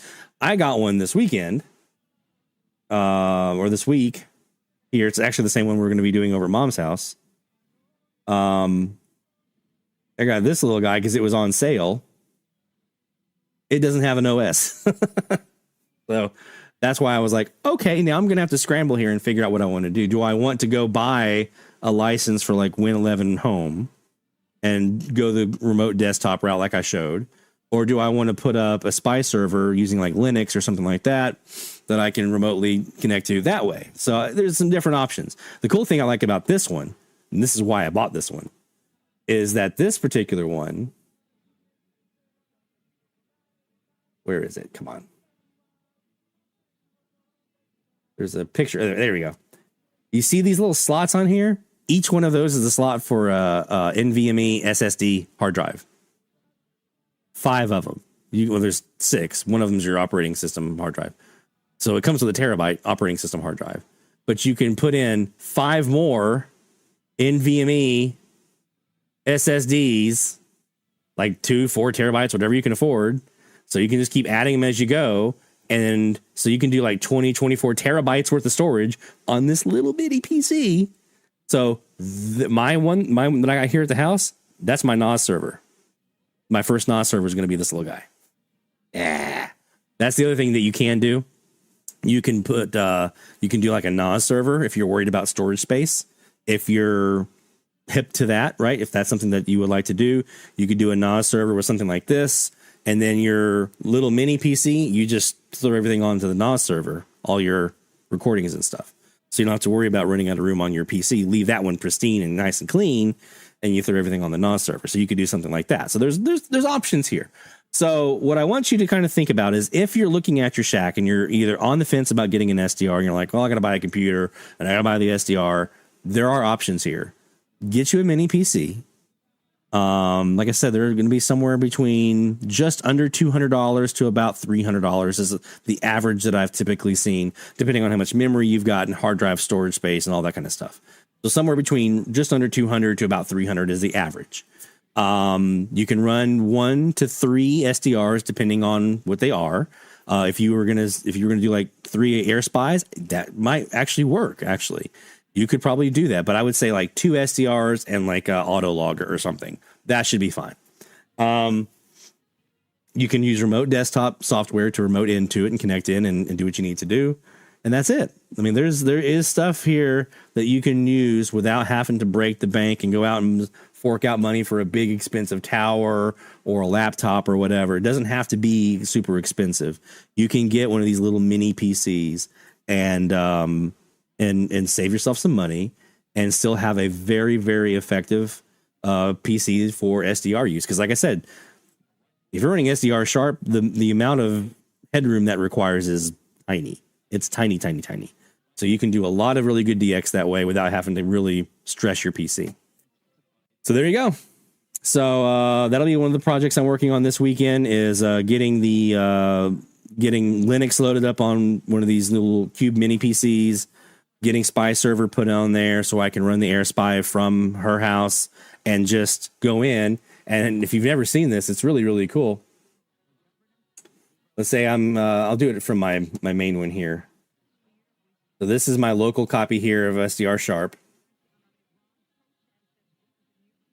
And I'm going to go click on the little hamburger up here in the top left-hand corner. You can't really tell it from here. But in the top left-hand corner of SDR Sharp for our podcast folks, there's a little hamburger, little 3 stacked horizontal lines.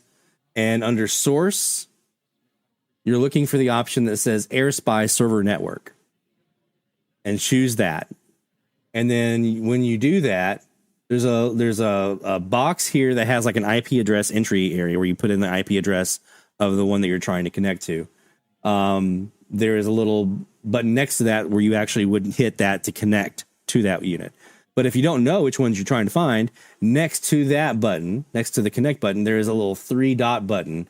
If you click on that, it actually brings up a map of online AirSpy receivers. How cool is this? I know we're kind of getting off topic here, but this is a map that shows you online SDR, AirSpy SDRs, Spy Server SDRs that are available worldwide. So you can use this to find one that you want to check out. So if you can't find a Kiwi in the spot you're trying to find and you want to try to find something else, you've got some options. I just realized there is a AirSpy spy server in Costa Rica running an RTL SDR, but it's covering FM. That's interesting. It's covering FM on up. That's interesting. I was hoping it was going to cover AM. There's a couple in Mexico down here. There's some over in Europe. So this is how, if you just want to try it out sometime and do an AirSpy spy server on your copy of SDR Sharp, you can do that. That is an option. But that'll be what I'm working on this weekend, is getting that set up to be able to connect to it from here at the house so I can DX. And when I do recordings, it's on this machine. It's not clogging up the hard drive on that mini PC. And then I'm going to set up those extra little slots of SSDs to set that up as a NAS server over there at the house. So I have extra NAS in addition to the NAS that I have over here. It's going to be awesome. It's going to be awesome. All right. Let's see. We are, I think we're about time for some more shout outs. Let's do some more shout outs. Shout out loud, hear the call for every single big or small, from AM to FM, from C to C. We celebrate the ones who slag the IT. Shout out loud, let it be known, you're never DXing all alone. Through the static we found out. Shout out loud. There we go. Now we got it. Gotta be on the right input. From AM AM to FM to C to C. We celebrate the ones who slag the IT. Shout out loud, let it be known. You're never DXing all alone. Through the static we found our way. Shout outs making waves today.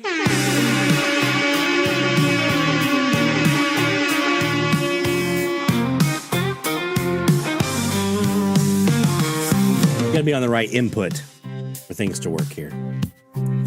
Our friend Stuart, W8 SRC wants to know, where can he access that map? Absolutely, let's show you.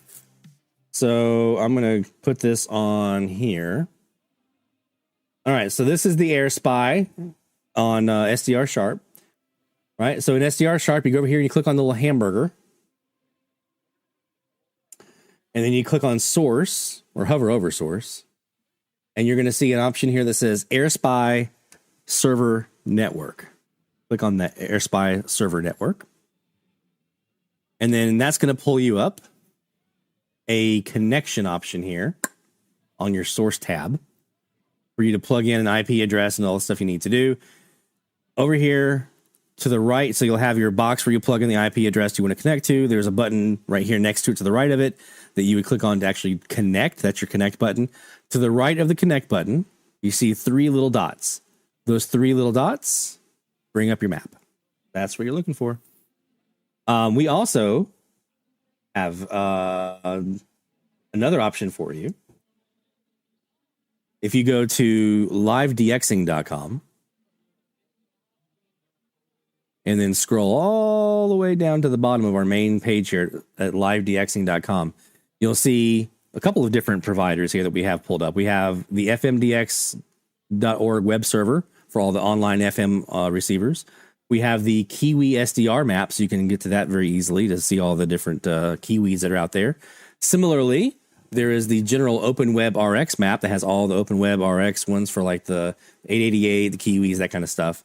And then there's also the Air Spy spy server map here as well, so that you can find those stations you want. You can grab those IPs, plug that into your spy server box on SDR Sharp, and then you are good to go. So there you go. So let's click on that here. This gives me everything I need to know. It's connected, so all I have to do is just copy this little address right here, plug that into my copy of SDR Sharp and that IP address box, and then boom, I am connected to that SDR, hopefully. So that is on our website, livedxing.com, all the way at the bottom of the page. You'll get through, you'll see our Kiwis, our FM receivers, and then down the bottom are the other online SDR providers, including the Air Spy map. So those are a couple different ways you can get to that. All righty, let us do some shout outs. And let's actually start with Stuart. While we're talking about Stuart, let's start with Stuart. Not too many new logs here, but I did manage to hear another new pair of AM Skywave logs last night. The Possum 870 WPWT in Colonial Heights, Tennessee, 408 miles. Nice. Glad you guys also got in on that one. That's the only new one I have this week, by the way. That's my only shout out is WPWT. Score North, 1500 KSTP. Perfect timing. 501 miles over his local. Now do that again. You can do it for the challenge. I also decided to do my dead band scan tonight on both FM and NOAA Weather Radio. I promise you this was before I mentioned anything about our band scan stuff that we were talking about. So he just did this on his own. Well done.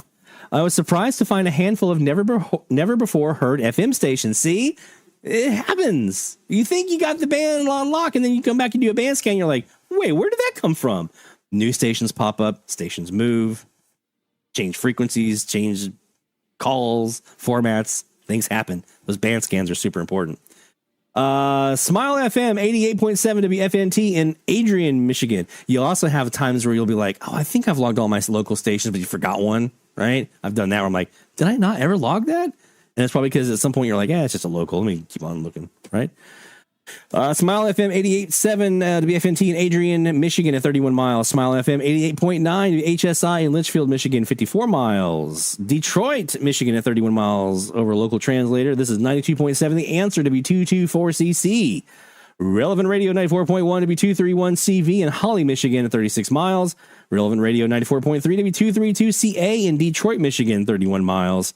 The Salt 96.7 W244DL in Detroit at 26 miles. I found one station in my current band scan that wasn't on the air yet during last year's band scan. See? New one. This is great. This is proof of concept right here in the shout out. Love it. B93, 93.7 WBCT in Grand Rapids, Michigan. Is every station on 93.7 B93? I feel like they are. I mean, I've lived in like 5 different towns that had a B93 on 93.3 or 93.7. Every one of them. 95 miles for him from Grand Rapids, 15 miles further than last year thanks to upgraded equipment. So there you go. He's getting a little further out. He's upgrading his equipment. He's looking to see how can I lower the noise floor? How can I get better antennas, better SDRs? And it's getting him out further during these deadband conditions. Smart. Here are my 2. I'm sorry. I mixed up. So the station that was on the current band scan that wasn't there last year was Smile FM 102.3 W272DG in Pittsfield Township, 5 miles. So that's the new one that wasn't there before. The 2 furthest logs of the band scan were the B93 that's now 15 miles further than last year thanks to upgraded equipment, and his NOAA weather radio, 95 miles, same as last year, on the .525 KZZ47 in Cary, Ohio. So he heard that one deadband as well. So NOAA weather radio buffs, also a good time for you to be doing your band scan, looking for your NOAA weather radio stations to see what you hear during deadband, so you'll know what are my open frequencies to look for during those openings. I've been absolutely hooked on DX radio this week. My interest in the station makes me think of how obsessed I was with the music of the ham band in high school. So my favorite tracks include Velocity Factor, nice. Radio Crush. My wife actually, she heard that one and she's like, really? Like a Rebecca Black pop song for DX? I was like, yeah. Locked in Frequency and the MWDX Slack Attack. In fact, the song Log It or It Didn't Happen, which is playing as I type the shout out, inspired me to create my own FM and NOAA weather radio logbook using the numbers program on Mac. Awesome. Once I update it with these new stations, along with a few semi-locals that I missed, I'll be up to 424 FM stations, 72 NOAA weather radio stations heard within 25 miles of Ann Arbor. My man.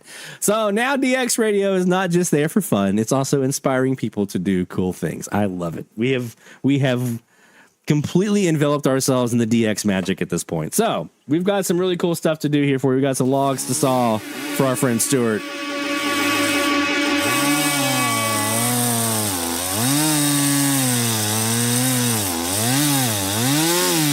All the boys want to use my radio. She did. She laughed. She's like, really? That's okay. Like, don't you judge me. Don't judge me on my DX music. I'm the signal you're tuning in. We'll play one of your favorites here for you as we get you that milestone challenge as well.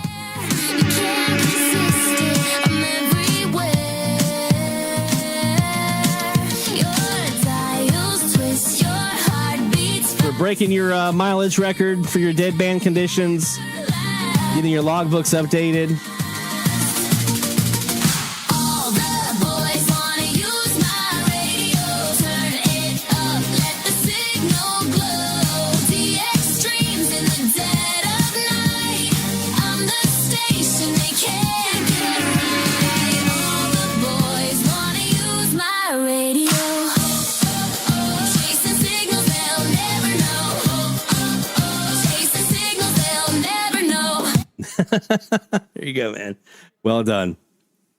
Next up on our shout out list is Aiden. Can you guys tell I'm having fun with this DX radio thing? Aiden up in Michigan as well. Our Michigan guys always come in with some good stuff here. Here's all of my new logs for the past 6 days between Clear Channel, WHAM on 1180, Strong Local WMUZ on 1200, and Uber Pest HKW on 1220. I didn't get much of the challenge. I'm completely empty handed when it comes to new stations on the challenge frequencies. That's cool. That's cool. Hopefully, though, it gave you a chance to try out, right? Because the challenge part of the challenge is sometimes we have locals, sometimes we have pest big dominant stations or noise or something hampering us from hearing DX. So the challenge part of it is overcoming that and knowing how to be able to overcome those to get DX, right? Still being able to get something out of it. So hopefully you did have a chance to do some work on those frequencies and try to get you something. And if nothing came up, then nothing came up. That's what happens sometimes. Past 6 days, some new logs. 1240 to be SBC, Chicago, Illinois. Number 30 from the state, 225 miles. 1570 out of Laval, Quebec, CJLV. That's Quebec number 8, 524.5 miles. Heard French music, only station on the frequency that plays French music. While I was at it, I also heard XERF down in Mexico for a second time. Nice. 1590 WCSL, Cherryville, North Carolina. Number 19 from that state, 488 miles. WCMD, Cumberland, Maryland, 1230. Number 9 from Maryland for 302 miles. Catch. 620 WHEN, Syracuse, New York, 369 miles for the 31st station from New York. My first station from the Syracuse market, a market that I wanted a station from for quite a while now. Man, I got them coming out of my ears on FM. AM, not so much, but on FM, I can't give away a Syracuse. I got too many from on the FM side. That's seems like every time there's an FM E-skip opening, it's Syracuse, Niagara Falls area. That whole swath of the country. 830 WTRU, Kernersville, North Carolina, for the North Carolina number 20, 452 miles. 630 WLAP in Lexington, Kentucky, 292 miles for the number 26 out of Kentucky. Heard Talk Witchmaster Stream, facing my trusty portable south to Null CFCO, the first station on 630 besides the mentioned local, one less frequency where I only have one station on. See, this is something from last week Aiden was talking about, going after those frequencies where there's just one station logged.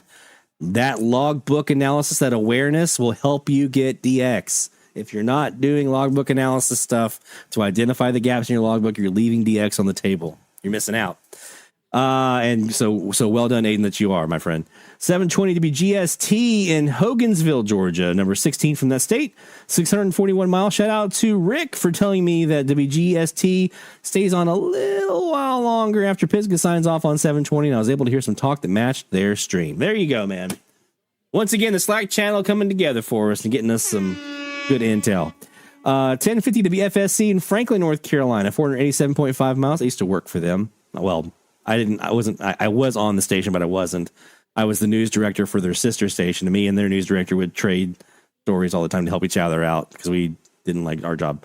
600 CVP Murphy. Now, this one I did work at. This is one of my internship stations. 600 CVP in Murphy, North Carolina. 22 from North Carolina here. 498.5 miles. Nice to hear anything on 600 besides WSNL's Religious Talk or CCAT's Country. And it was Murphy, North Carolina. My old stomping grounds up around the Brasstown area. And like I said, this was one of the ones I did my internship on. 680 WPTF, Raleigh, North Carolina, 511 miles. Been starting to notice that local WNZK doesn't switch to 680 until 7 p.m. now, which is about an hour and a half after their local sunset. And that night I heard these three. WNZK was still on 690 until 840, whopping 3 hours after local sunset. Also lots of North Carolina this week. There you go.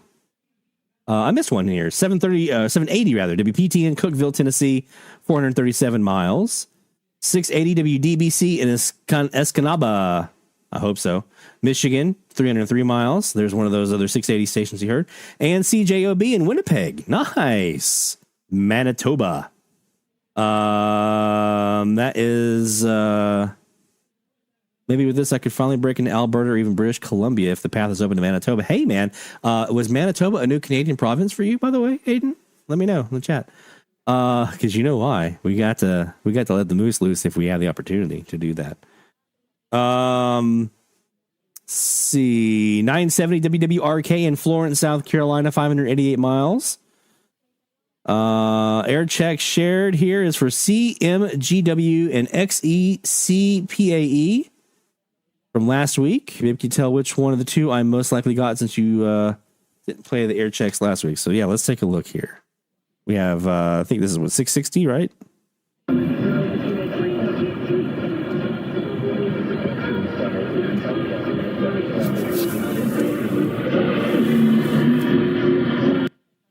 That's a tough one.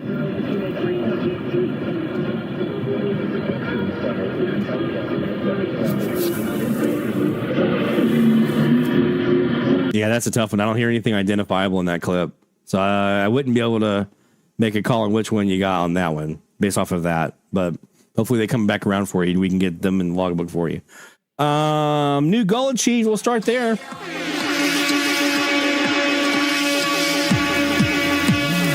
There's Chuck in the house. 1060, not 660. My bad. I was thinking something else.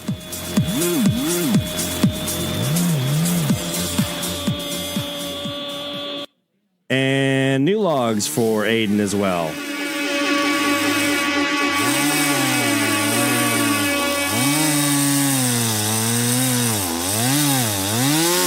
There we go.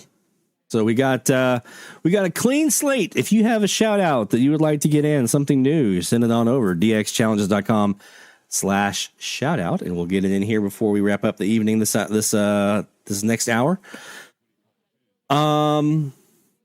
What was the other topic? Okay, so we talked about that. So we do have a potential for some auroral conditions this weekend for AM DX at least. So there's going to be a potential for, I think tonight, tomorrow, somewhere in here, aurora down as far south as like Iowa. I think that's what I saw on the news story that I saw. So we could see some auroral enhancement, a little southerly enhancement for some folks this weekend. So definitely keep your ears peeled, your antennas tuned down to the south, and see what might pop up. Maybe something might come in and give you a country or a station that you didn't have before. All right, the next thing I want to talk about here, and this is it's a little bit different from what I usually talk about. You guys know a lot of times I mine for topics for our videos and things like that we do on DX Central from social media. Things that I see, common questions that I see, or things that people are asking about or whatever. So this is one of those situations. This is me looking on social media and seeing kind of some of the trends that are out there, people asking for stuff or doing stuff or whatever. And I wanted to kind of touch on this. So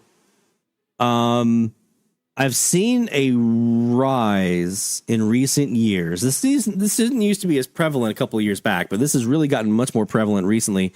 And it's probably because we have more newer DXers to the hobby, which is awesome, which is freaking awesome. I love it. I love it, love it, love it. And this isn't a problem, but I think I can help for some folks. I'm seeing more and more people posting clips on social media of a station, and they're like, who is this station on XX frequency playing country music? And they'll have a clip of some country music or whatever, or religious music or religious sermon or whatever it might be. Or maybe they don't even have a clip. Maybe they're just saying, I'm hearing this on this frequency. This is the format. Who is it? And one of two things happen.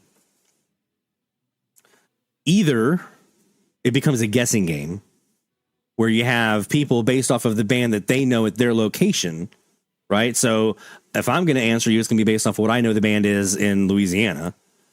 Now, I've lived in a couple of different locations, so I might have a little bit different look on that frequency based off where I've lived off of. But most people, it's going to be based off of the band that you know. So, you know, if it's someone out in California or someone up in North Dakota or someone over in Virginia, wherever it might be, your guesses are based off of your knowledge of the band. And so sometimes we don't always see people taking that into account of the location of the DXer who was posing the question. So let's say I've got a DXer in Iowa who's like, hey, I'm hearing this on 640. I'm hearing this particular format. Who could it be? And so then we have somebody in somewhere else who's giving their guess, and it's completely like not like they're super, super far from Iowa. So it's like what they're saying it probably is like there's no chance that's who they're hearing. You know, it's a completely different band for them. So a couple of things that I wanted to kind of share for especially our newer DXers to help out a little bit, because I think this can help you to get more of a response. And more stuff in your logbook, because we end up with either the guessing game or we end up with the nothing because there's not enough information. Okay. So let's talk about IDing a station really quick. My rule of thumb that I usually try to go by is I need at least a minimum of 2 for AM. I need a minimum of 2 pieces of verifiable information for me to be able to say, this is who it is. Okay. Format is low on that list. formats change and formats are not exclusive. And even, this is where I've mentioned this before, be very, very careful about matching music to live streams for US stations, especially. If it's out of the country, it's a little bit different. But in the United States, as an example, I was at a radio station, 680 WRGC. We subscribed to ABC News, and we also subscribed to ABC's music for like adult contemporary, right? We were like the dentist office station. Today's hits and yesterday's favorites, 680 WRGC. Now they're on 540, I know. Back then we were on 680. And so our format was whatever ABC was putting in the pipeline. Now, when I was a DJ, I was live DJing, but it was the music that would have been playing on the satellite at that time. So they would print us out a list of, okay, here's all the songs for this hour. Here's the order you're supposed to play them in, because this is what's being played on the ABC station at this time. So I would introduce just as if I was getting it directly from the satellite, but I'd be introducing it, right? I say that as a caution because that pipeline of that satellite programming or coming down the internet is not exclusive to that frequency. You could theoretically have more than one station playing that exact same format from that exact same provider. Westwood One is one of those. You're going to hear a lot of Westwood One stuff. So you could have a Westwood One station on 960 playing country music and another Westwood One station on 960 at another location playing the exact same country music at the exact same time because it's being fed by the network. And then you go to match it and you're like, hey, the matches up to the stream. Well, so does the other station. It's like matching up ESPN and saying, oh, I matched it up to ESPN and they were both broadcasting the game. Well, so is every other ESPN station on that time. And there's not just one ESPN station on every frequency necessarily. There could be more than one. So be very, very careful about using formats and music live streams for US stations for being like 100% that's who it is.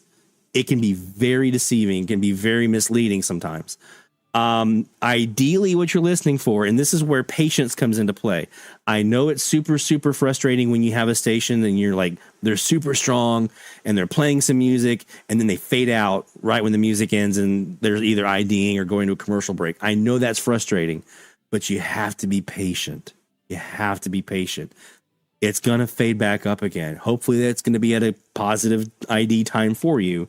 But just know there are times when if all you have to go by is a format, that's not going to be enough for someone else to be able to help you. Now, in the case of something international, it may be. If you come to me and you say, hey, I've got orchestral classical music on 530 or on 590 and a woman talking in Spanish, who could that be? It's Cuba. I can tell you that's Cuba. 590 is Radio Musica Nacional, and 530 is going to be Radio Encyclopedia.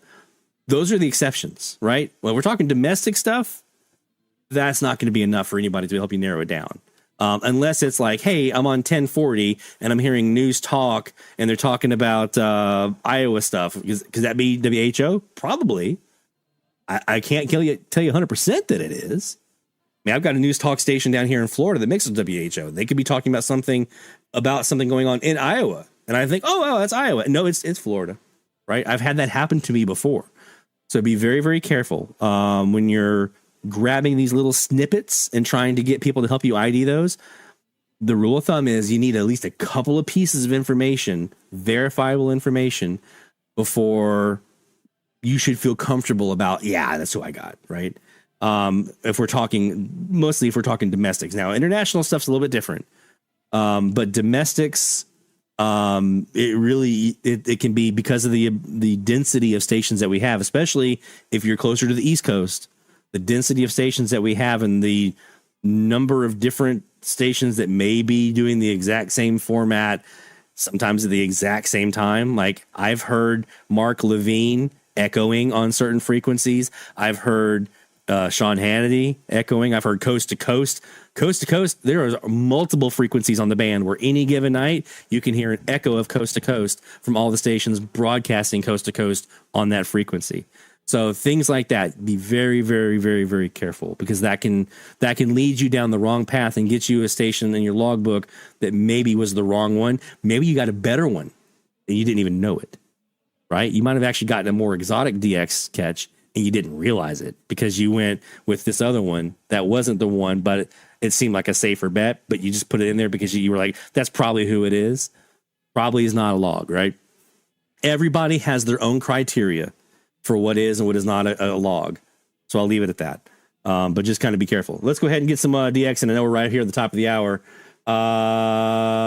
Let's go back to 15s. Let's see how we're looking here. Oops, I went a little far.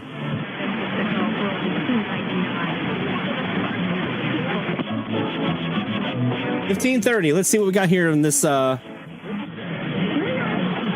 see 1520 if we have anything coming in. International.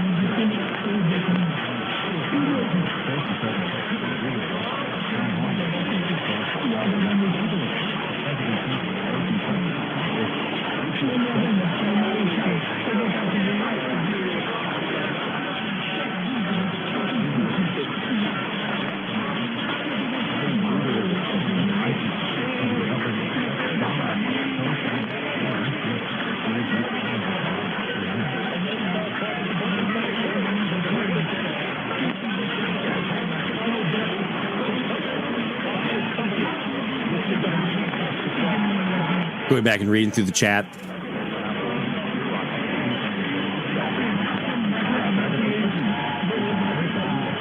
Haven't heard anything identifiable yet here on 1520. And that can happen, right?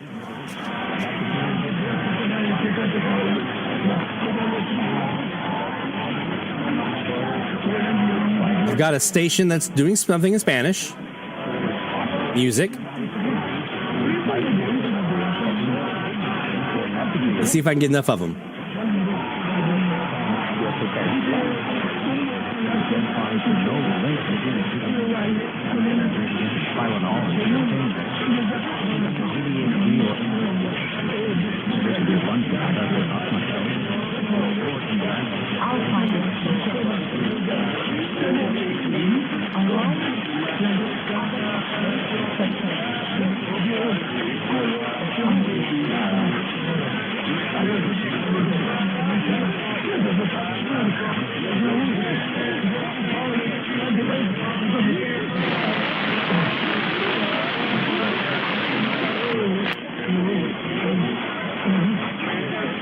And those stations down in Florida fake me out all the time on 1520. I think I finally got something down south, and it's just one of my two stations in Florida. I think this one is Indian Rocks, WXYB. I think that's who we're hearing right here.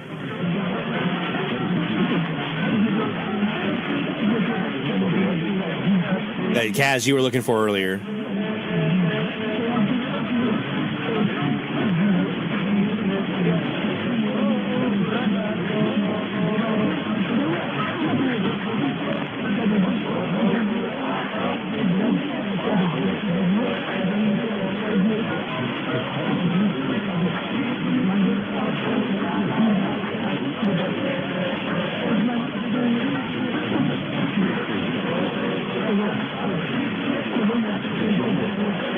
There's also a couple stations in Texas that are Spanish on this frequency.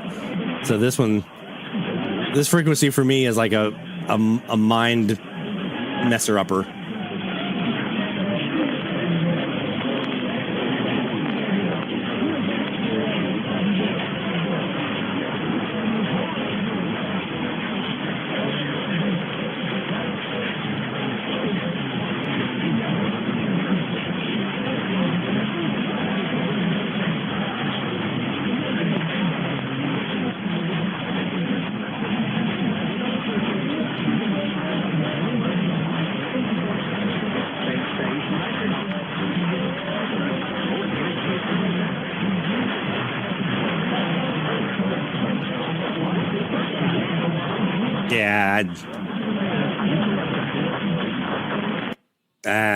Well, that might be a local ad. Hold up.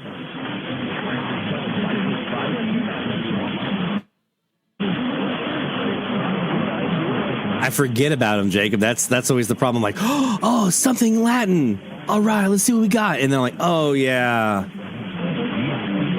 Florida, Texas. I forget about him every time. I hear the Haitian Creole in there. That's WNDO. The Kaz got earlier. So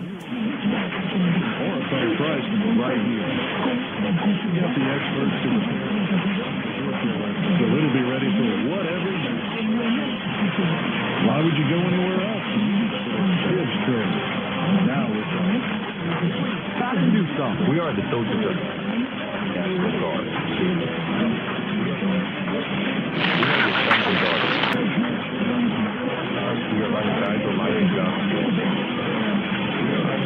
Talk of Acadiana, Lafayette.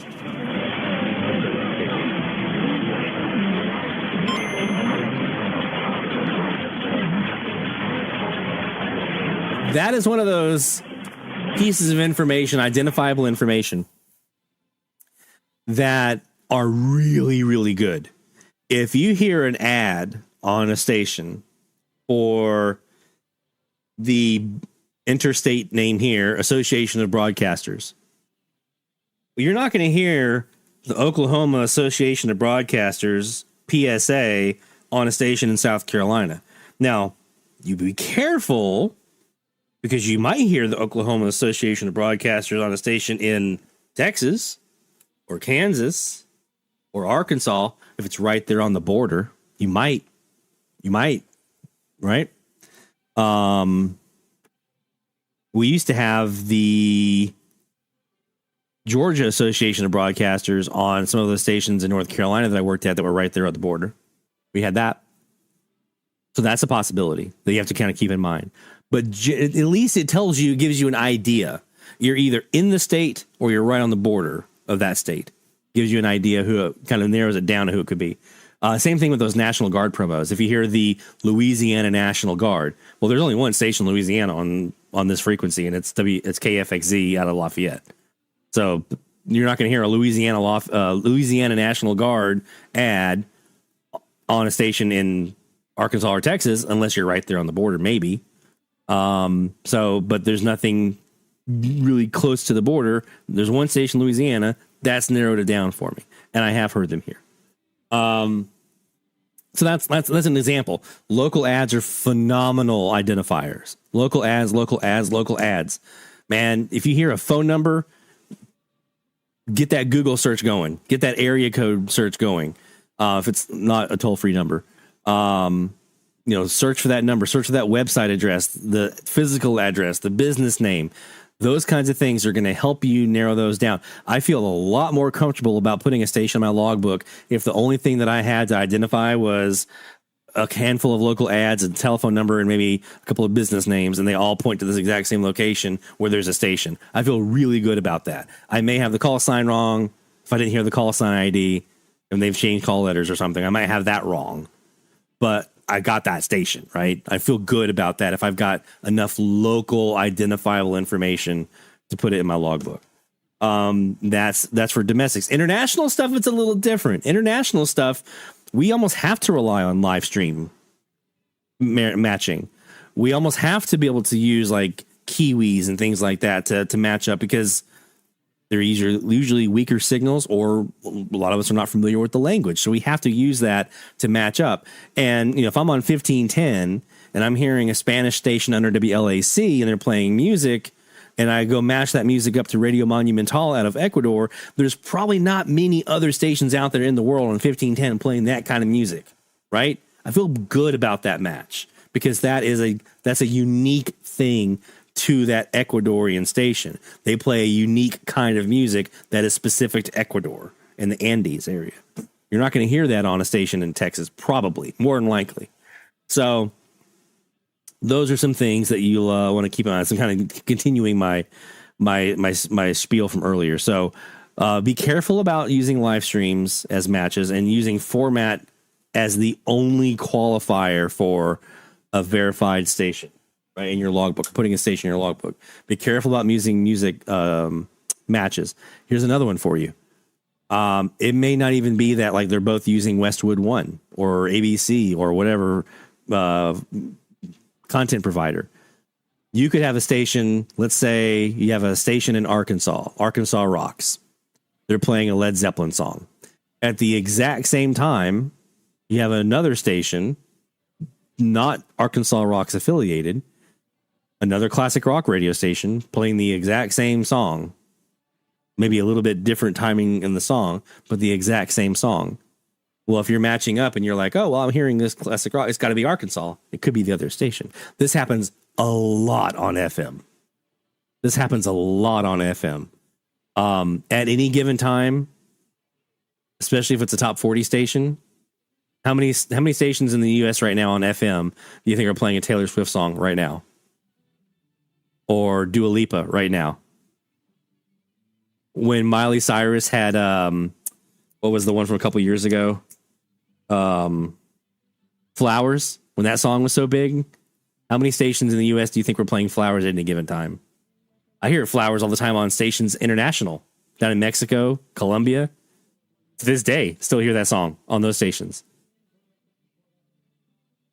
Some of you guys brought up Rebellion sometimes playing music, popular music. That happens. Progresso does too. Time to time. They play a lot of, like, I've heard the Beatles on Progresso quite a bit. And over here going like jamming out thinking, all right, I got a new station playing the oldies. It's just Progresso. Coast to Coast, mentioned them. Jacob talked about their bumper music. Gets me a lot. I get fooled by that as well. I get noried. So some things to think about as you're, especially for our newer DXers, but our advanced DXers. I'm looking at myself in the mirror as I say this as well, because I'm guilty of this. Sometimes I'll put up a clip and I'll be like, what's this? Anybody got an idea who this might be? And I'm really not providing any information that's really usable or identifiable, right? So keep that in mind. Try to come with as much quantifiable and specifically identifiable information as you possibly can. If you're posting a clip to social media, unidentified, you're great. And I've sourced unidentifieds. I mean, that's something I used to do all the time when I was younger in the NRC. I would put up unidentifieds all the time. I heard this and this and this and this mentions of this and this and this. Any ideas what that could be? My most famous was on 750. I had a station under WSB when I was living in Brasstown. It was like 2 o'clock in the morning on 750. I heard a very clear week under WSB. Again, I'm living in just across the line from Georgia in North Carolina. And I heard very clearly a station running UPI network news. None of the station list, NRC log, nobody was listed as UPI. M Street Directory, back when that was a thing. Remember the M Street Directory? I love that thing. No UPI. I was calling every radio station that I knew of that was on 750, including ones in Alaska, right? The one up in Alaska. I even called them. Sorry, Mom. I'm probably still paying for that phone bill. And I was like, do you guys have any programming that you carry from UPI network? Nobody said they did. To this day, I have no idea who I heard on 750 carrying UPI network news. I had that one out there, and I had a couple of little things that were in there as well in that, but UPI was the big one. And I didn't have enough information. I had no idea who it was. They faded out not long after that, and they were gone forever. That was on the Drake SPR4 and the Kiwi Air Core Loop. That I heard that at like 2 o'clock in the morning. At the same time that night, I'm pretty sure the same night, Dad and I had both heard KFI out of LA and KNX. So we had a nice Western opening. So I was excited. My guess is it was probably Utah. If I had to guess, it was probably Utah. But it could have been Oregon. I don't know. But nobody owned up to having UPI. Nobody was listed as having UPI. So to this day, that is the one one of the big ones that got away. Have no idea who it was. And sometimes, as the kids say, it'd be like that. So something to kind of think about. Yeah, some intern at the station answering was like, UPI, I don't know. Like, no. So there you go.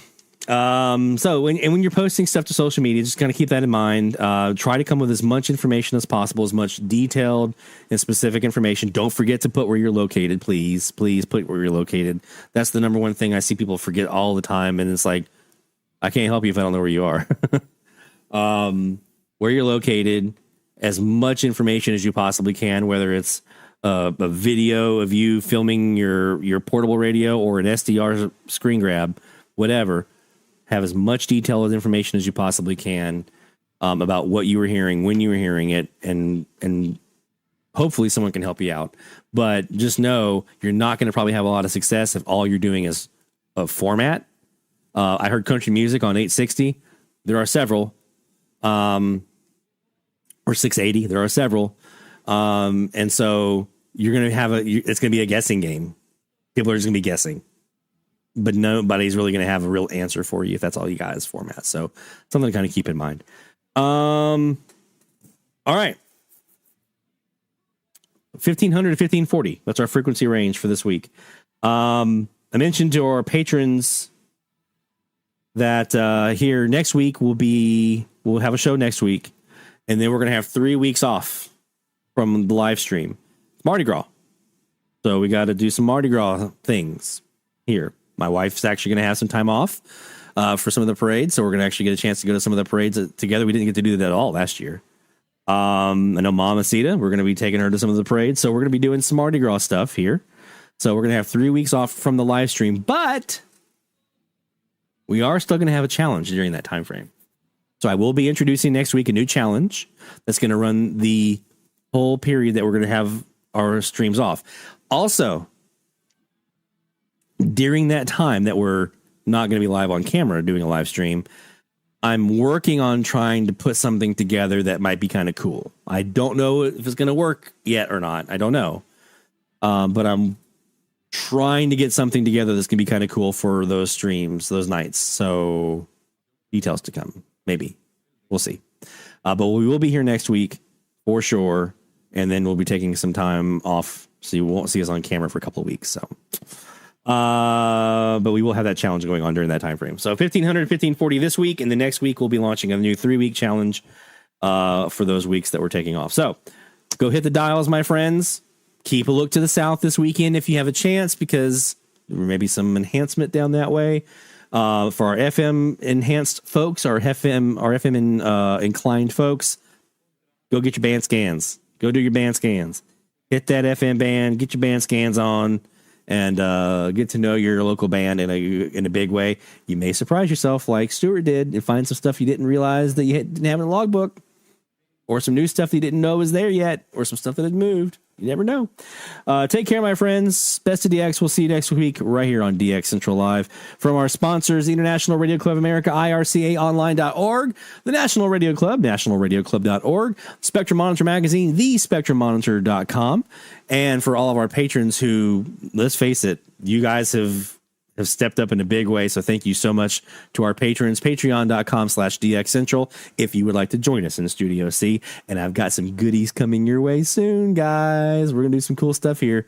I've been working on that I'm really excited about. So we'll see you guys next week. Take care, my friends. Best of DX 73. This has been the DX Central from the Static Podcast. If you are interested in sponsoring this podcast, let us know by emailing sponsors@fromthestatic.net. If you have a story to share for our Stories from the Static series, send those to our email address, stories@fromthestatic.net. Be sure to join us for our live DX live stream every Friday night at 23:45 UTC, 18:45 Central Time on our YouTube channel or at dxcentrallive.com. The DX Central from the Static podcast is copyright 2025, Lloyd Van Horn, DX Central. All rights reserved. No portion of this podcast may be rebroadcast or reused without the express, written authorization of Lloyd Van Horn and DX Central. Be sure to follow or subscribe wherever you get your podcasts, as new episodes will be posted regularly. Join us next time for the DX Central from the Static podcast.